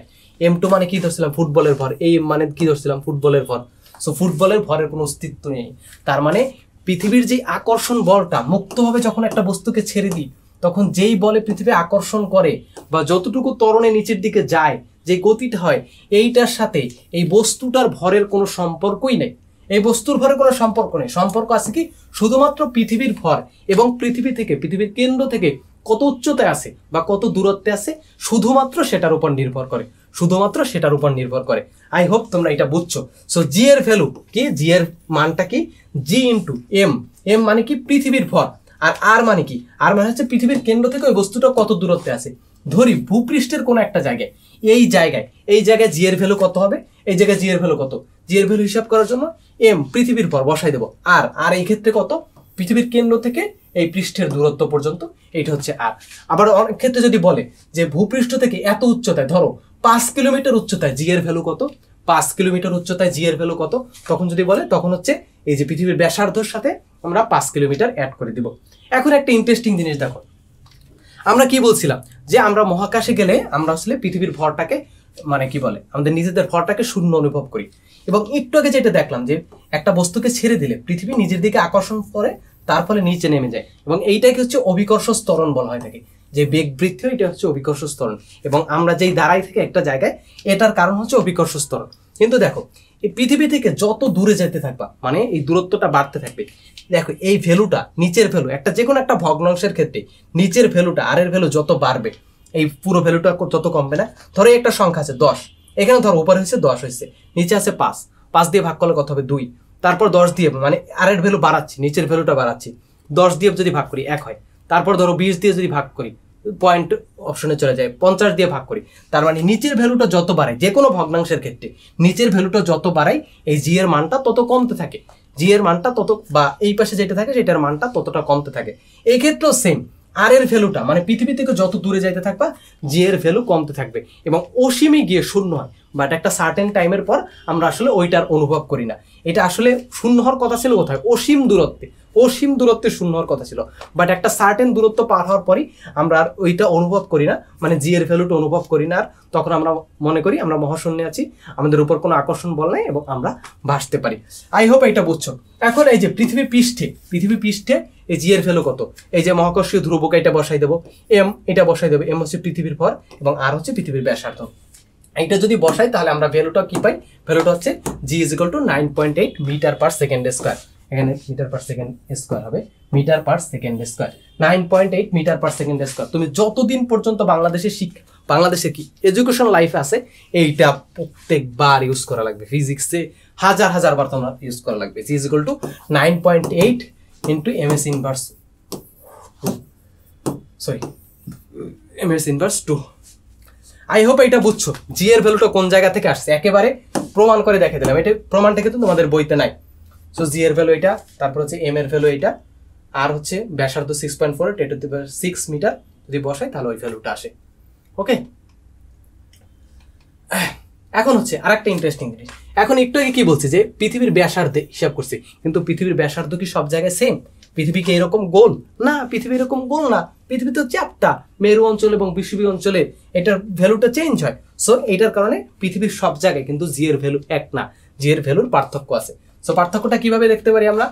কই, এই যে দেখো, মেরু অঞ্চলে কেন্দ্র থেকে ভূপৃষ্ঠ পর্যন্ত দূরত্ব কি, দূরত্বটা একটু কম এবং বিষুবীয় অঞ্চলে এই দূরত্বটা একটু বেশি।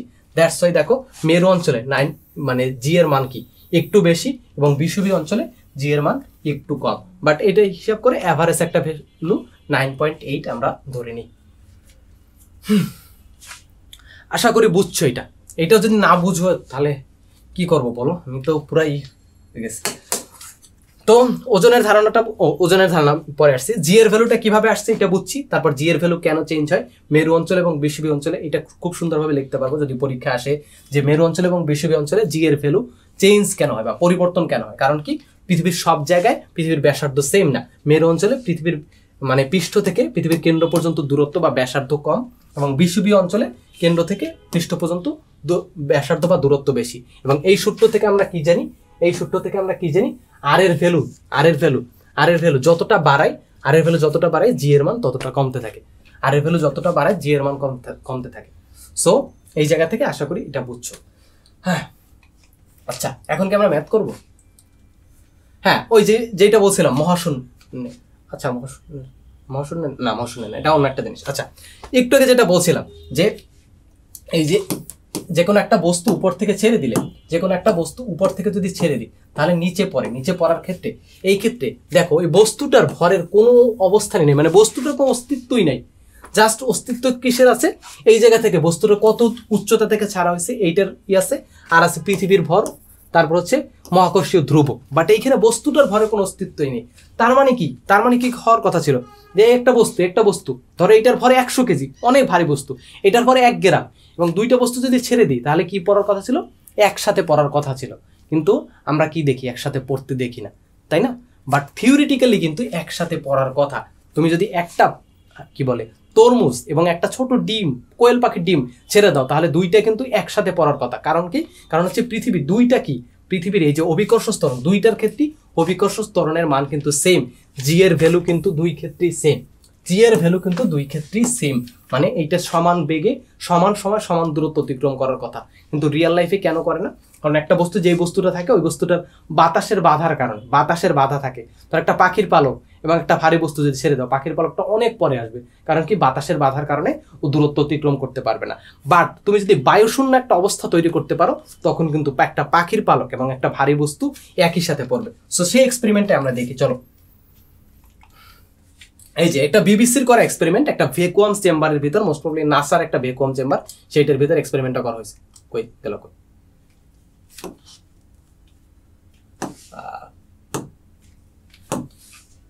এই যে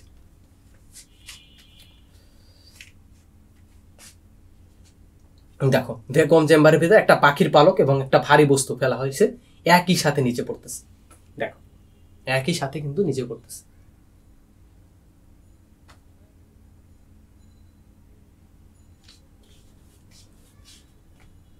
দেখো একেবারে একই সাথে নিচে পড়ছে। ইন্টারেস্টিং না? ইন্টারেস্টিং কিন্তু। তো এইভাবে যদি আমাদের জি এর ভ্যালু বের করতে হয় আমরা বের করতে পারবো। এটা হচ্ছে পিসার হেলানো টাওয়ার বলা হয় থাকে। এইটাই বসে গ্যালিলিও আসলে প্রথম এক্সপেরিমেন্ট করছিলেন, যে বিভিন্ন ভরের বস্তু ফেলে উনি আসলে বুঝছিলেন যে এই বস্তু মানে পৃথিবী যে আকর্ষণ করে এই আকর্ষণ বলটা আসলে সেম। সো প্রথমে এই যে এক্সপেরিমেন্টটা বা এই এক্সপেরিমেন্টটা দেখলা, এটা আসলে প্রথম করছিলেন বিজ্ঞানী গ্যালিলিও বা দার্শনিক গ্যালিলিও, এটা করছিলেন। ওকে, এই what the hell is this? আজব তো, এটা কোথা থেকে আসলো? এটা তো ছিল না। এখন হচ্ছে ভর আর ওজন, ভর আর ওজন, ভর আর ওজন। ওকে, ওয়েট এ মিনিট, একটু wait wait wait wait wait wait wait wait wait আমি দেখাচ্ছি তারা।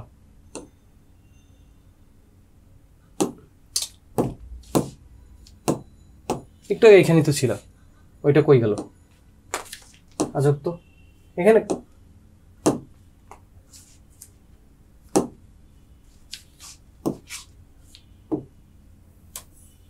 কই?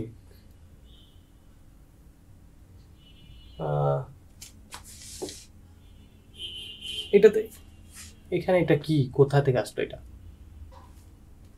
এটা তো ছিল না।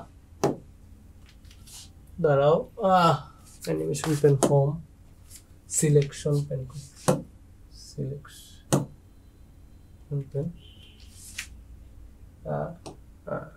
এটাই এটাই এটাই এটাই এটাই এটাই এটাই এটাই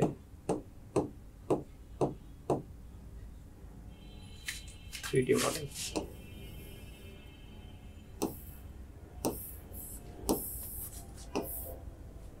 এটা কি জন্য যেন অ্যাড করছিলাম, 3D মডেল ডিলিট করে দিতে। কিভাবে ডিলিট করবো? এখানে আমার তো কিবোর্ড নাই। ডিলিট, ওকে, না চলো আমরা শুরু করি। এখন হচ্ছে ভর এবং ওজন। আমরা রিয়েল লাইফে ভর এবং ওজন এই দুইটা কথা একই অর্থে ব্যবহার করলেও আমরা রিয়েল লাইফে ভর এবং ওজন এই দুইটা কথা একই অর্থে ব্যবহার করি, ভর এবং ওজন। বাট এই দুইটা কথা কিন্তু গণিত পদার্থ বিজ্ঞান বা বিজ্ঞানের ভাষায় এক না। ভর জিনিসটা কি? ভর হচ্ছে কোনো বস্তুতে পদার্থের পরিমাণ। ভর হচ্ছে কোনো বস্তুতে পদার্থের পরিমাণ। ভর হচ্ছে কোনো বস্তুতে কতটুকু পদার্থ আছে, একটা বস্তুতে কতটুকু পদার্থ আছে সেটা হচ্ছে ভর। এটি অবস্থান, আকৃতি, গতি পরিবর্তনের জন্য পরিবর্তিত হয় না। মানে এই মহাবিশ্বের যেই জায়গায় যাও ভর কিন্তু সব জায়গায় সেম থাকবে। মানে স্লাইড চেঞ্জারটার কথা চিন্তা করো বা এই পেনটার কথা চিন্তা করো, এইটাকে নিয়ে তুমি যেই জায়গায় যাও ওই জায়গায় সেম থাকবে। তুমি ধরো আমাকে নিয়ে যেই জায়গায় যাও ওই জায়গায় আমার ভরটা সেম থাকবে, বাট ওজন কিন্তু সেম থাকবে না। ধরো আমি মহাকাশে চলে গেলাম, বা হচ্ছে আমি মানে ওই মহাকাশে না, ধরো আমি মঙ্গল গ্রহে চলে গেলাম বা অন্য কোনো গ্রহে চলে গেলাম, তখন কিন্তু আমার ওজন চেঞ্জ হবে, বাট আমার ভর কিন্তু চেঞ্জ হবে না। এইটাই বলছে ভর বা ম্যাস হলো কোনো বস্তুতে পদার্থের পরিমাণ। এটা অবস্থান, আকৃতি, গতি কোনো কিছুর সাথে এটা পরিবর্তন হয় না। ভরের আন্তর্জাতিক একক হচ্ছে কিলোগ্রাম। আমরা যে কিলোগ্রাম যেটা ইউজ করি, কেজি, এটা হচ্ছে ভরের একক, এটা কিন্তু ওজনের একক না। ওজন হচ্ছে টোটালি ডিফারেন্ট একটা জিনিস। ওজন হচ্ছে একটা বল, মানে পৃথিবী আমাদের যেই বলে আকর্ষণ করে সেইটা। ওজন হচ্ছে একটা বল। কোনো বস্তুকে পৃথিবী যে বল দ্বারা তার কেন্দ্রের দিকে আকর্ষণ করে তাকে বস্তুর ওজন বলা হয়, তাকে বস্তুর ওজন বলা হয়, ওজন বলা হয় তাকে, ওজন বলা হয় তাকে। এখন দেখো পৃথিবী কোন বলে আকর্ষণ করে আমাদেরকে, কোন বলে নিজের দিকে আকর্ষণ করে বলতো, কোন বলে আকর্ষণ করে? একটু আগে একটা সূত্র বললাম না, F = ma। এটা কিন্তু বলের একটা সূত্র, F = ma। বাট অভিকর্ষের ক্ষেত্রে এই বলটা যখন অভিকর্ষ হয় তখন আমরা এর জায়গায় জি ইউজ করি, এর জায়গায় জি ইউজ করি। এইটাই হচ্ছে আমাদের পৃথিবী যেই বলে আকর্ষণ করে। ধরো তুমি এই জায়গায়, এই ধরো পৃথিবীর সারফেস, তুমি এই জায়গায় দাঁড়িয়ে আছো, ধরো তুমি এই জায়গায় দাঁড়িয়েছো, দাঁড়িয়েছো, তোমার ওজন হচ্ছে 50 কেজি, 50 কেজি। এখন এইটা হচ্ছে তোমার, সরি, তোমার ভর হচ্ছে 50 কেজি, তোমার ভর হচ্ছে 50 কেজি। দেখো আমি ভুল করে বসলাম, তোমার ভর বা ম্যাচ হচ্ছে 50 কেজি। এখন তোমার ওজন কত? ওজন হচ্ছে যেই বলে পৃথিবী তোমাকে নিজের দিকে টানে বা আকর্ষণ করে। সো ওজনকে আমরা ডব্লু দ্বারা প্রকাশ করি, ওয়েট। এটা দেখে কিভাবে লিখি? এই যে ওজন, এটা বল, এটাকে আমরা ডব্লু দ্বারা প্রকাশ করি, এবং ডব্লু মানে কি? এম ইন্টু জি, এম ইন্টু জি। এই ক্ষেত্রে আমার ওজনটা কত? এম কত? 50। এম কত? 50। জি এর ভ্যালু কত? জি এর ভ্যালু হচ্ছে 9.8। জি এর ভ্যালু হচ্ছে 9.8। আই হোপ এটা বুঝছো। ওজন কি? কোনো বস্তুকে পৃথিবীর যে বল দ্বারা কেন্দ্রের দিকে আকর্ষণ করে, যে বল দ্বারা কেন্দ্রের দিকে আকর্ষণ করে সেইটাকে কি বলা হয় থাকে? ওজন বল বলা হয় থাকে। সেইটাকে কি বলা হয় থাকে? ওজন বল বলা হয় থাকে। আই হোপ এটা তোমরা বুঝছো। এখন বলতে পারো যে ভাই এখানে তার একটা ক্যাচ আছে, ক্যাচটা কি চলো এটা দেখেন। আমরা কি পড়ছিলাম যে কোনো বস্তুকে পৃথিবী নিজের দিকে আকর্ষণ করে, এটা তো পড়ছিলাম F = G ইন্টু সরি সমান চিহ্ন হবে না, G into m1 into m2 divided by r², এরকম না? ওকে, এখন আর একটা ক্যাচ দেখো, একটু আগে পড়ে আসছে কি জি এর ভ্যালু কি পড়ে আসছে, একটু আগে জি এর ভ্যালু কি পড়ছি, এই যে জি এর ভ্যালু মানে কি, সরি জি মানে কি, জি মানে হচ্ছে m ডিভাইডেড বাই d² বা r²। সো জি এর ভ্যালু মানে কি, আবার লিখি এখানে, জি মানে হচ্ছে জি মানে ও বড় জি, ক্যাপিটাল জি, এখানে কি দেখা যাচ্ছে? আচ্ছা নিচে লিখি জি, এখানে লিখি আমি, হ্যাঁ জি মানে হচ্ছে জি ইন্টু এম, আবার সমান চিহ্ন দিছি, ধরো G into M divided by r²। এখন এই সূত্রটা দেখি, এই দেখো এই সূত্রটার দিকে খেয়াল করো। এফ মানে কি, পৃথিবী ধরো তোমাকে কোন বলে আকর্ষণ করছে, একটু আগে যেটা বলছিলাম, একটু আগের কথা হিসাব করো, একটু আগে যেটা বলছিলাম উপরে এখানে যেটা দেখাইছিলাম, এটা মুছি আগে আমি, দাঁড়াও এটা ইন্টারেস্টিং জিনিস, তোমাদের অনেকের মাথায় তো এটা ঘুরতেছে। একটু আগে যেটা দেখাইছিলাম যে তুমি এই জায়গায় দাঁড়ায় আছো, ধরো এটা হচ্ছে পৃথিবী, এই পৃথিবীর উপর তুমি দাঁড়ায় আছো এরকম, এই ধরো আমি ক্যাঙ্গারুর মতো দাঁড়ায় আছি, এখানে আমার ওজন হচ্ছে 50 কেজি। এখন আমাকে যেই বলে আকর্ষণ করে সেটাকে তো আমরা ডব্লু দ্বারা প্রকাশ করি। ডব্লু কি বললাম একটু আগে, এম ইন্টু জি, বাট আমরা তো পড়ছিলাম ওই সূত্রটা, এখন ওই সূত্রটা কিভাবে আনবো, এই মানে ওই জায়গায় এইটা কিভাবে আনবো সেটা দেখবো। সো এখানে আমার ওজন কত, 50 কেজি, এবং পৃথিবীর ওজন কত, পৃথিবীর ভর কত, বারবার ওজন বলতেছি, আমার ভর কত 50 কেজি, পৃথিবীর ভর কত, পৃথিবীর ভর একটা পড়ছিলাম, সেটাকে ধরে নিলাম ক্যাপিটাল এম ধরে নিলাম ক্যাপিটাল এম। এই জায়গায় চিত্রটা এই ধরো পৃথিবী, এইখানে আমি দাঁড়ায় আছি, এখানে আমার ভর হচ্ছে 50 কেজি, এখানে দাঁড়ায় আছে যেহেতু ভর 50 কেজি, এবং পৃথিবীর ভর যেটাকে আমরা হচ্ছে এম দ্বারা প্রকাশ করলাম, এবং মাঝখানে দূরত্ব কত, দূরত্ব হচ্ছে আর, যেটা হচ্ছে পৃথিবীর ব্যাসার্ধ, এখন এইখানে আমরা ওজনটা বের করছি এটা, এখন এই সূত্রটা আমরা এটা প্রকাশ করব। সো জি ইন্টু এম1 ধরলাম আমার ওজন, এটাকে এম1 নাম ধরে এম ধরলাম, যেটা আমার ওজন, যেটা 50 কেজি, আমি ভ্যালুটা বসাবো না। সো আমরা এই জায়গায় ভ্যালুটা বসাবো না, জাস্ট হচ্ছে এমটা বসাবো। এম2 মানে কি, এম2 মানে হচ্ছে অবশ্যই বাকি যেটা আছে সেটা পৃথিবী। সো এম2 মানে হচ্ছে পৃথিবীর ভর বসাবো, তো G into M divided by r²। এখন দেখো আমরা সবগুলো বসাইছি, মানে ভ্যালুটা বসাইনি, আসলে জাস্ট আমরা হচ্ছে এগুলা মানগুলো বসাইনি, জাস্ট হচ্ছে ভেরিয়েবল গুলো লিখছি। এম দ্বারা আমার ভর প্রকাশ করে, বা ক্যাপিটাল এম দ্বারা পৃথিবীর ভর প্রকাশ করে, এবং আর দ্বারা এখানে পৃথিবীর ব্যাসার্ধ। ওকে, এখন আর একটা জিনিস করবো, একটা ইন্টারেস্টিং জিনিস করবো, সেটা হচ্ছে এই এমটাকে একটু এই সাইডে নিয়ে আসবো, কিরকম, এমটাকে এই সাইডে কিরকম নিব, এটা তো গুণই না, জি ইন্টু এইটা, সো এটাকে যদি এরকম লিখি, এম ইন্টু জি, সরি এই এমটাকে এই সাইডে আনবো, এই এমটাকে, ছোট এমটাকে এই সাইডে নিয়ে আসবো, একই তো, দুইটাই তো গুণ, তাই না? সো ছোট এমটাকে যদি এই সাইডে আনি, এম ইন্টু জি ইন্টু এম ইন্টু r²। কোনো কি সমস্যা আছে? সমস্যা থাকার কথা না, কিন্তু জাস্ট গুণটা একটু জাস্ট এই সাইডে নিয়ে আসছে। এখন দেখো এইটা মানে কি, G into M divided by r², এইটা মানে কি, এইটাই মানে কিন্তু এইটাই, দেখো জি, তার মানে এইটার বদলে এই জায়গায় যদি আমি বসাই, এগুলো বাদ, এগুলা এদিকে, এটার বদলে আমি যদি এই জায়গায় বসাই এম ইন্টু জি, দেখ আসছে আগের জিনিস, এই যে ডব্লু কি বলছিলাম, ওজন হচ্ছে পৃথিবী যেই বলে নিজের দিকে আকর্ষণ করে, সো পৃথিবী আমাকে যেই বলে আকর্ষণ করে, এই বলটাও কিন্তু mg। মাথায় ঢুকছে এখন? আই হোপ মাথায় ঢুকছে। তো ভর কি, ভর হচ্ছে কোনো বস্তুতে পদার্থের পরিমাণ। এটা নিজে একেবারে ভালোভাবে লিখবা, এইটা ভিডিওটা পজ করে ভালোভাবে লিখবা কিন্তু পুরোটা। সো ভর হচ্ছে কোনো বস্তুতে পদার্থের পরিমাণ, এটা অবস্থান কাল যে কোনো জায়গায় সব জায়গায় সেম থাকে। আর ওজন হচ্ছে যেই বল দিয়ে পৃথিবী নিজের দিকে আকর্ষণ করে, যেটাকে আমরা ডব্লু দ্বারা প্রকাশ করি। ডব্লু হচ্ছে এম ইন্টু, ওই রকম করে তুমি বের করতে পারবা, অবভিয়াসলি এটা বের করবো না, এইভাবে আমরা বের করবো এম ইন্টু জি, ওকে, তো এই ক্ষেত্রে 100 কেজি একটা বস্তুর ভর দেখানো হয়েছে, ভর 100 কেজি, তাহলে ওজন হচ্ছে 100 × 9.8 বা 980 নিউটন। এখন দেখো ভরের একক হচ্ছে কেজি, আর ওজন যেহেতু একটা বলের একক কি? বলের একক হচ্ছে নিউটন। বলের একক হচ্ছে নিউটন।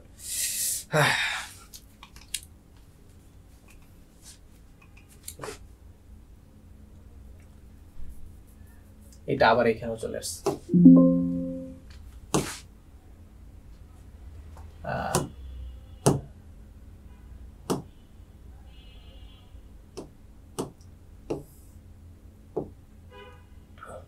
এটা ডিলিট করতে হবে।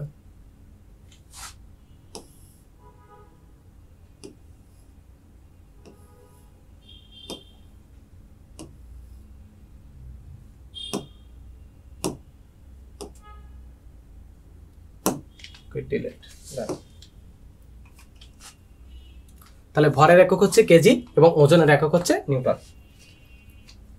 এখন দেখো ভর তো সব জায়গায় সেম থাকবে, বাট ওজন কিন্তু চেঞ্জ হবে। কারণ কি? জি এর ভ্যালু চেঞ্জ হয়। যেমন পৃথিবীতে জি এর ভ্যালু একটা, তারপর হচ্ছে অন্য এক জায়গায় অন্য আরেকটা, জি এর ভ্যালু কিন্তু চেঞ্জ হয়। এবং পৃথিবীর সব জায়গায় কিন্তু সেম না। একটু আগে দেখছি জি এর ভ্যালু কিন্তু পৃথিবীর সব জায়গায় সেম না। তো দেখো জি এর ভ্যালু পৃথিবীতে সাধারণত 9.8 ধরা হয়, ধরা হয়। তারপর হচ্ছে কি বলে অন্য গ্রহগুলো, সবগুলো গ্রহের সব ইগুলো দেখানো হয়েছে। ওকে, দেখে নিতে পারো। আর কিছু আছে?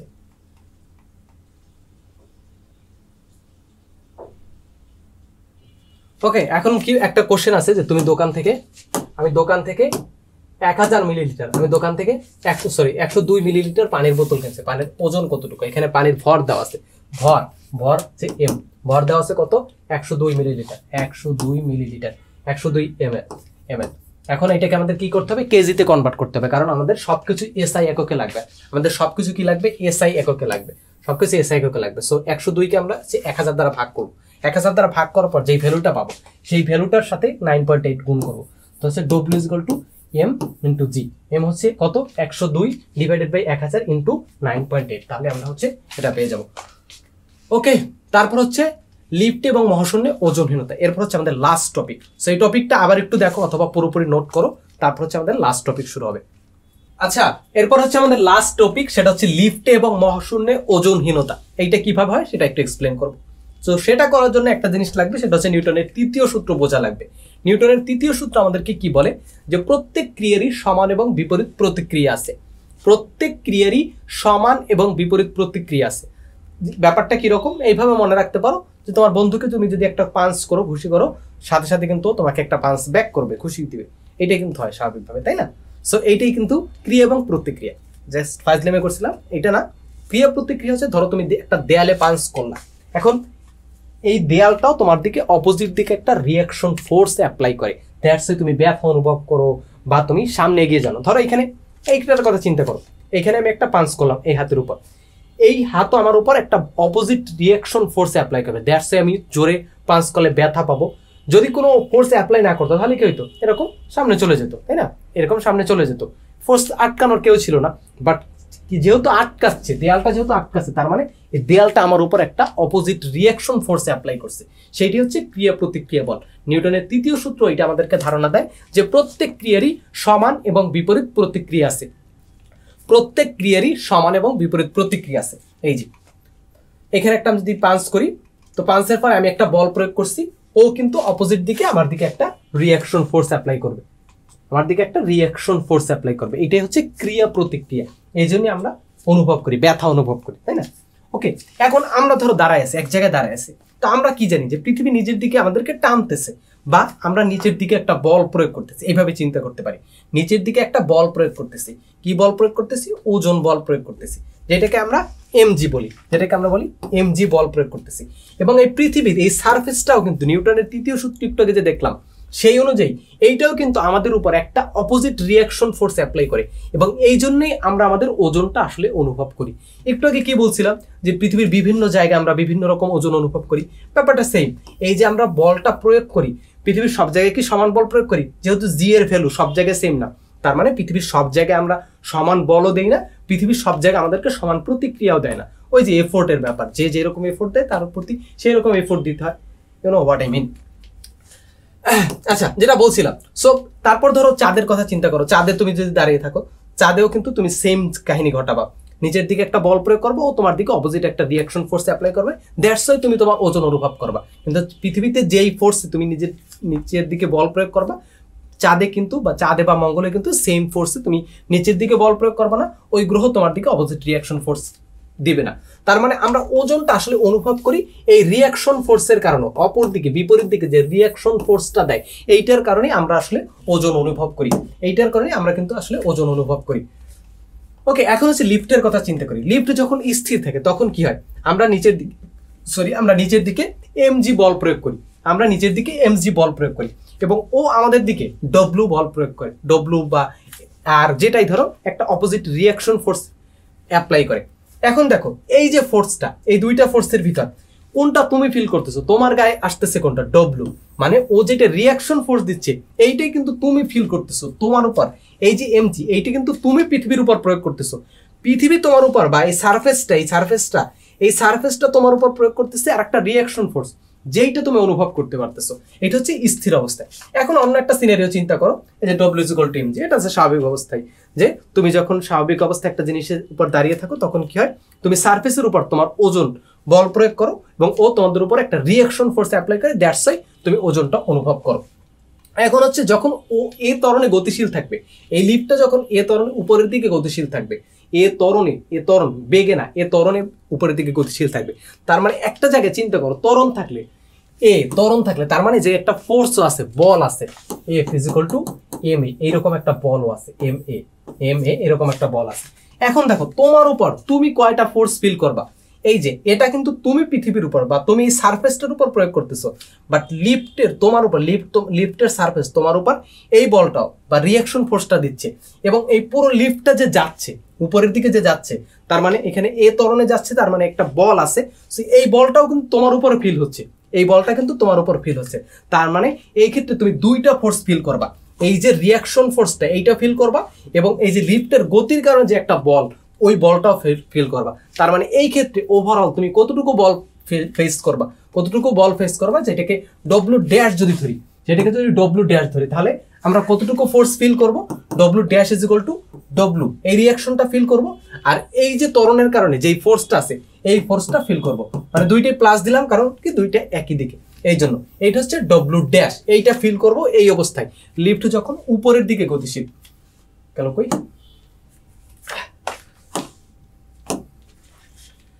তো W dash is equal to MG into M A. MG কোনটা, এইটা W is equal to MG, এটা তো আমরা জানি W is equal to MG.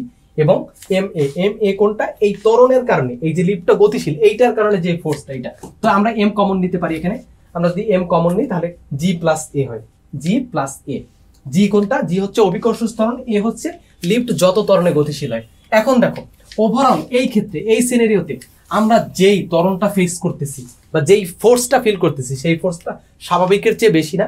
স্বাভাবিক অবস্থায় কি ছিল, আমরা একটা ফোর্স দিছি এবং ও আমাদের বিপরীত দিকে একটা ফোর্স দিচ্ছে, ওইটাই ফিল করছি। তার মানে আমাদের ওজন যতটুকু অতটুকু ওজনই আমরা ফিল করছি, আমাদের ওজন যতটুকু অতটুকু ওজনই কিন্তু আমরা ফিল করছি, শুধুমাত্র আই রিপিট, আমরা শুধুমাত্র অতটুকু ওজনই ফিল করছি। বাট এই ক্ষেত্রে দেখো আমরা কিন্তু আরেকটু বেশি ওজন ফিল করব, কারণ কি এই যে উপরের দিকে গতিশীল থাকার কারণে। এই জন্য লিফট যখন উপরের দিকে উঠে তখন মনে হয় একটু ভারী। এখন আরেকটা জিনিস চিন্তা করো, লিফট যখন এ ত্বরণে নিচে নামে তখন তুমি কয়টা ফোর্স ফিল করো, তখন কিন্তু দুইটা ফোর্স ফিল করো। কোনটা, ওই যে রিয়াকশন ফোর্সটা ওইটা, এবং নিচের দিকে গতিশীল থাকার কারণে যে একটা ফোর্স সেইটা। বাট এই ক্ষেত্রে ফোর্সটা কোন দিকে যাচ্ছে, বিপরীত দিকে যাচ্ছে, এইটা উপরের দিকে এইটা নিচের দিকে। তার মানে একটাকে ভেনিশ করে দেবে না, সমান হয় তাহলে ভেনিশ করে দেবে, মানে দুইটা বিপরীত দিকে কাজ করতেছে, তার মানে একটাকে আমাদের মাইনাস ধরতে হবে।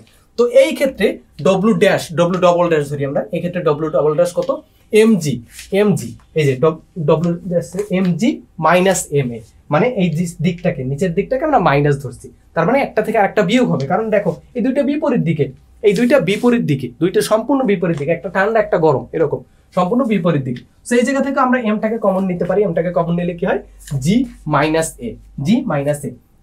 তার মানে লিফট যখন নিচে নামে তখন কি হয়, দেখো mg যে ওজনটা ফিল করতাম আমরা, যে রিঅ্যাকশন ফোর্সটা ফিল করতাম, সেইটা থেকে কিছুটা কমে যেত। এখন দেখো লিফট যদি মুক্তভাবে নিচে পড়তে থাকে, লিফটের রশি যদি ছিঁড়ে যায়, দড়ি যদি ছিঁড়ে যায়, তখন কি হবে? এই ত্বরণটার মান কত হবে? এই ত্বরণটা কিন্তু আস্তে আস্তে নিচে নামবে না, একেবারে মানে অভিকর্ষ ত্বরণে নিচে নামতে থাকবে। তার মানে জি ত্বরণে নিচে নামতে থাকবে। তখন কি হবে? জি ত্বরণে নিচে নামতে থাকবে। যদি জি ত্বরণে নিচে নামতে থাকে তখন কি হবে? mg মাইনাস mg মানে জি মাইনাস জি মানে হচ্ছে 0। তার মানে এই অবস্থায় লিফট যদি ছিঁড়ে পড়ে যায় তখন কি করব? আমরা ওজনহীনতা অনুভব করব।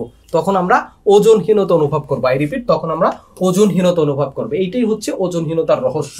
লিফট যদি ছিঁড়ে পড়ে যায় তখন কিন্তু আমরা একেবারে ওই যে মহাশূন্যের মতো শূন্যে ভাসতে থাকবো। তো আচ্ছা, এখানে অ্যানিমেশন দেওয়া ছিল, স্লাইডগুলো তোমরা পেয়ে যাবে আশা করি। 0 ওজন হয়।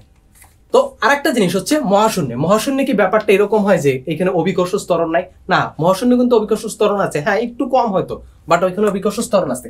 বাট এইরকম লিফটের মতো সেম আর একটা কাহিনী ঘটে, একটা আরেকটাকে ভেনিশ করে যায়। যে স্যাটেলাইট ইন্টারন্যাশনাল স্পেস স্টেশন থাকে, ওইটা কিন্তু পৃথিবীকে প্রদক্ষিণ করছে, প্রতি মুহূর্তে ঘুরতেছে। ওই ঘূর্ণনের কারণে একটা ত্বরণ সৃষ্টি হয়, যেটা একটাই যে অভিকর্ষ ত্বরণ, পৃথিবীর অভিকর্ষ ত্বরণটাকে ভেনিশ করে দেয়। তার মানে কম্পারেটিভলি ওইখানে জি এর মান 0 হয়। দ্যাটস ওয়াই ওরা হচ্ছে ওজন অনুভব করে না, এইরকম থাকে, ভাসতে থাকে। আর কিছু আছে? এই যে স্যাটেলাইট আর ইন্টারন্যাশনাল স্পেস স্টেশন ওরা ঘুরতে থাকে, এই জন্য হচ্ছে করে। সো এই রিলেটেড আমি আর টপিকে যাচ্ছি না, মানে ডিপে যাচ্ছি না। এটার এই রিলেটেড একটা ভিডিও আছে, ইমতিয়াজ অর্ণব বা স্টোরি হেডের একটা ভিডিও আছে, ওই ভিডিওটা দেখতে পারো। সো দ্যাটস ইট, এই হচ্ছে আজকের ক্লাস। আই হোপ তোমরা ভালোভাবে বুঝছো। এই ক্লাসের স্লাইডগুলো আমাদের এই গ্রুপগুলোতে পেয়ে যাবে। 2টা গ্রুপ আছে, ক্লাসে স্টুডেন্ট গ্রুপ আর একটা হচ্ছে বর্ণমালা স্কোয়াড। 2টা গ্রুপ আছে এবং আমাদের ডিসকর্ড সার্ভারে জয়েন করতে পারো। যে কোনো ধরনের কোশ্চেন ওই জায়গাগুলোতে করতে পারো। সো দ্যাটস ইট, সবকিছুর লিঙ্ক কমেন্ট বক্স এবং ডিসক্রিপশনে দেওয়া থাকবে। আই হোপ সবকিছু ভালোভাবে বুঝছো। যদি কোনো ধরনের কোশ্চেন থাকে অবভিয়াসলি কমেন্ট করে জানাবা। অ্যান্ড তোমাদের পরীক্ষার সামনে ভালোভাবে পরীক্ষা দাও। অনেকে হয়তো পরীক্ষার আগের দিনটাতে দেখতে বসছো, তাদের জন্য অনেক অনেক শুভকামনা। তোমরা লাইফে এভাবেই এগিয়ে যাও অনেক দূর। যাই হোক, মজা করছিলাম। সো অনেকক্ষণ আজকে ক্লাসটা নিলাম, মোস্ট প্রবাবলি 2 ঘন্টা হয়েছে। সো দ্যাটস ইট, এই হচ্ছে আজকের ক্লাস। দেখা হয়তো পরবর্তী কোনো ভিডিওতে। তখন তো সুস্থ থাকো, ভালো থাকো, বেশি বেশি পড়াশোনা করো এবং বাইরের অনেক জিনিস এক্সপ্লোর করো এবং সবাইকে নিয়ে একসাথে ভালো থাকো। বিকজ একা একা ভালো থাকা যায় না, সবাইকে নিয়ে একসাথে ভালো থাকতে হয়। দেখা হবে পরবর্তী কোনো ভিডিওতে। আসসালামু আলাইকুম।